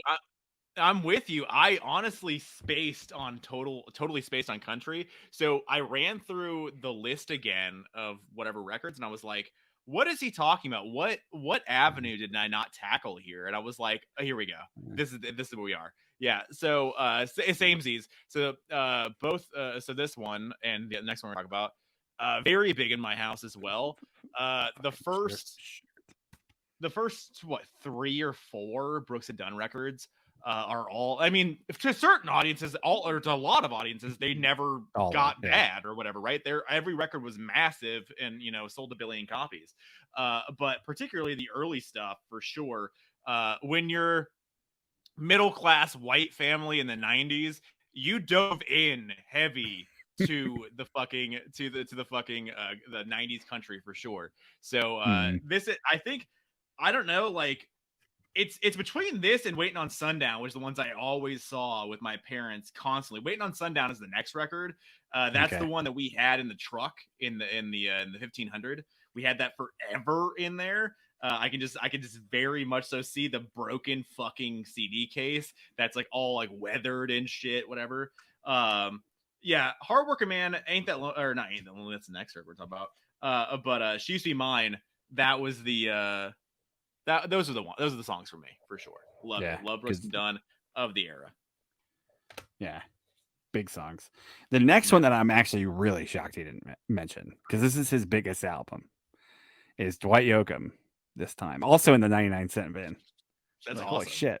All right, double dipped. Yeah, Um, this record's so fucking good, man. I forgot top to how bottom, fucking good this record perfect. is. I listened to it Absolutely. the other night. We were out on the porch and I had it. We were reading and I had it on. I'm like, this is a great porch record. I was gonna say great porch record, Yeah. 100%.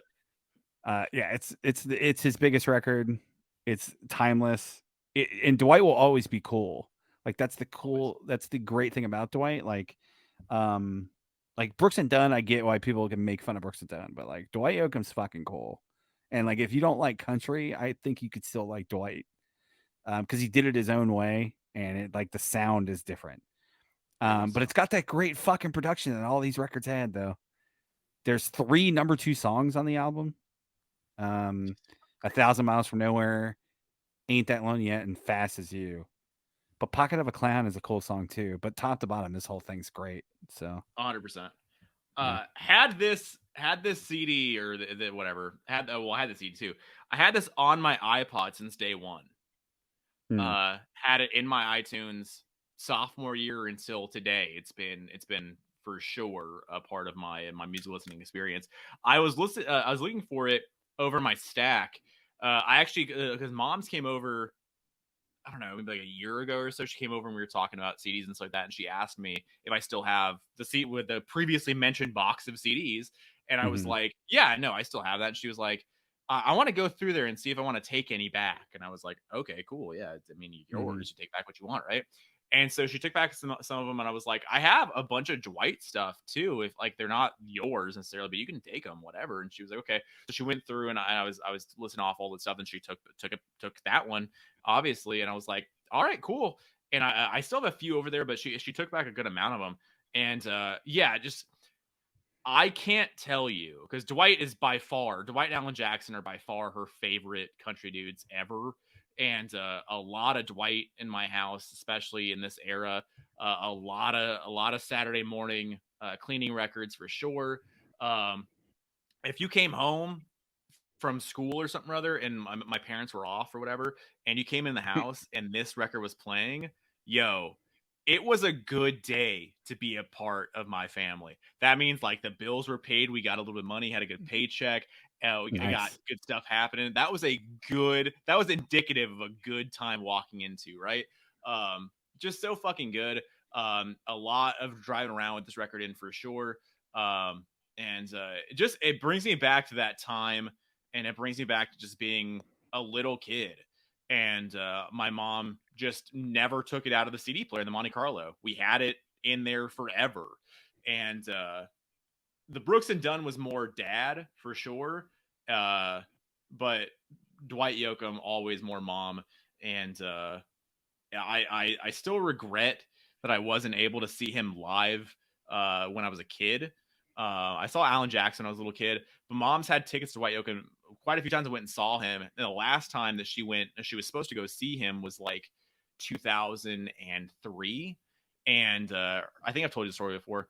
And she and my father were supposed to go, and her and my dad got in a fight, and then so she decided she wanted to take one of us. And I was like, Mm. all right, cool. I want to go. It was at Celebrity Theater. So I was like, Mm. all right, cool. I want to go.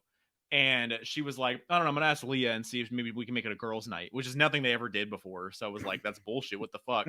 Like, I actually want to go and I want to hear good shit. Leah Mm. sucks. So why would you even want to invite her? Whatever. Right. Cool. So she invited Leah and I was pissed.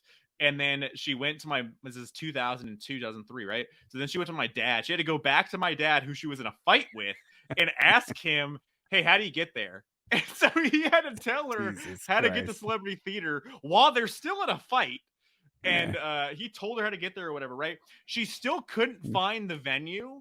She still couldn't get there. So they eventually just like drove around, went out to eat or something, and then came home like hours later or whatever.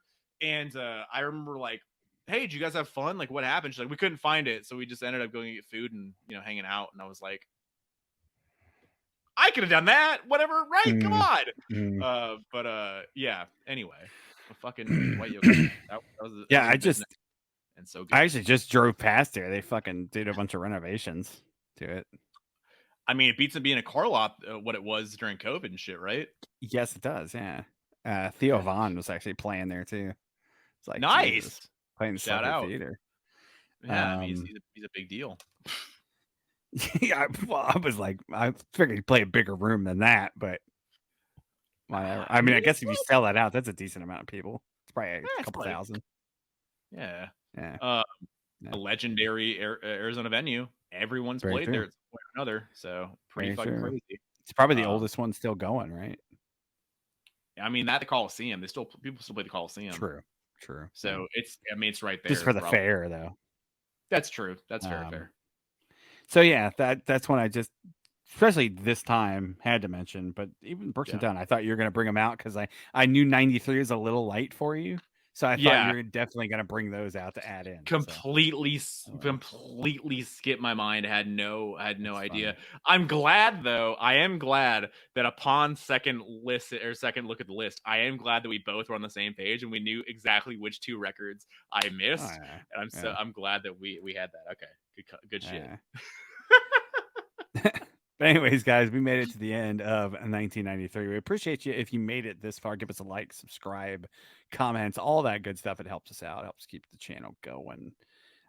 We always end the episode with the choosing of a topic. I chose 1993. Tyler, it's your turn. Hopefully, you got a All topic right. ready. It would suck if I didn't, right? So Yeah. it's gonna be next week. It's gonna be post the Record Store Day 2023. Yeah. So I'm going to pick our favorite Record Store Day releases. It could be including the ones we got this year. Who knows, right? But Okay. all time Record Store Day releases. So anything from all the years prior, whatever, pull it out, show it off, and talk about why it's here. It's one of your favorite releases that you picked up, All especially. right. That's okay. I still got quite a little bit of stuff because I sold off a lot of the stuff. So Yeah, like it's gonna be I might just go through and like I had this. It was really cool and I sold it. yeah, that works too. Yeah, that's fine. Yep. No, but I actually have quite a bit of stuff from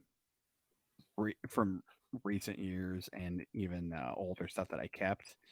And obviously, we got this year coming up. So I wanted to do kind of a review of what we picked Yeah, up and like our shopping experience, so we can kind of tie it all in. So we can do that next time on the podcast. These drop every week, mostly early in the week, like Monday, Tuesday ish, if I can get them up. So check us out. We appreciate you guys watching. We'll see you next time. Peace.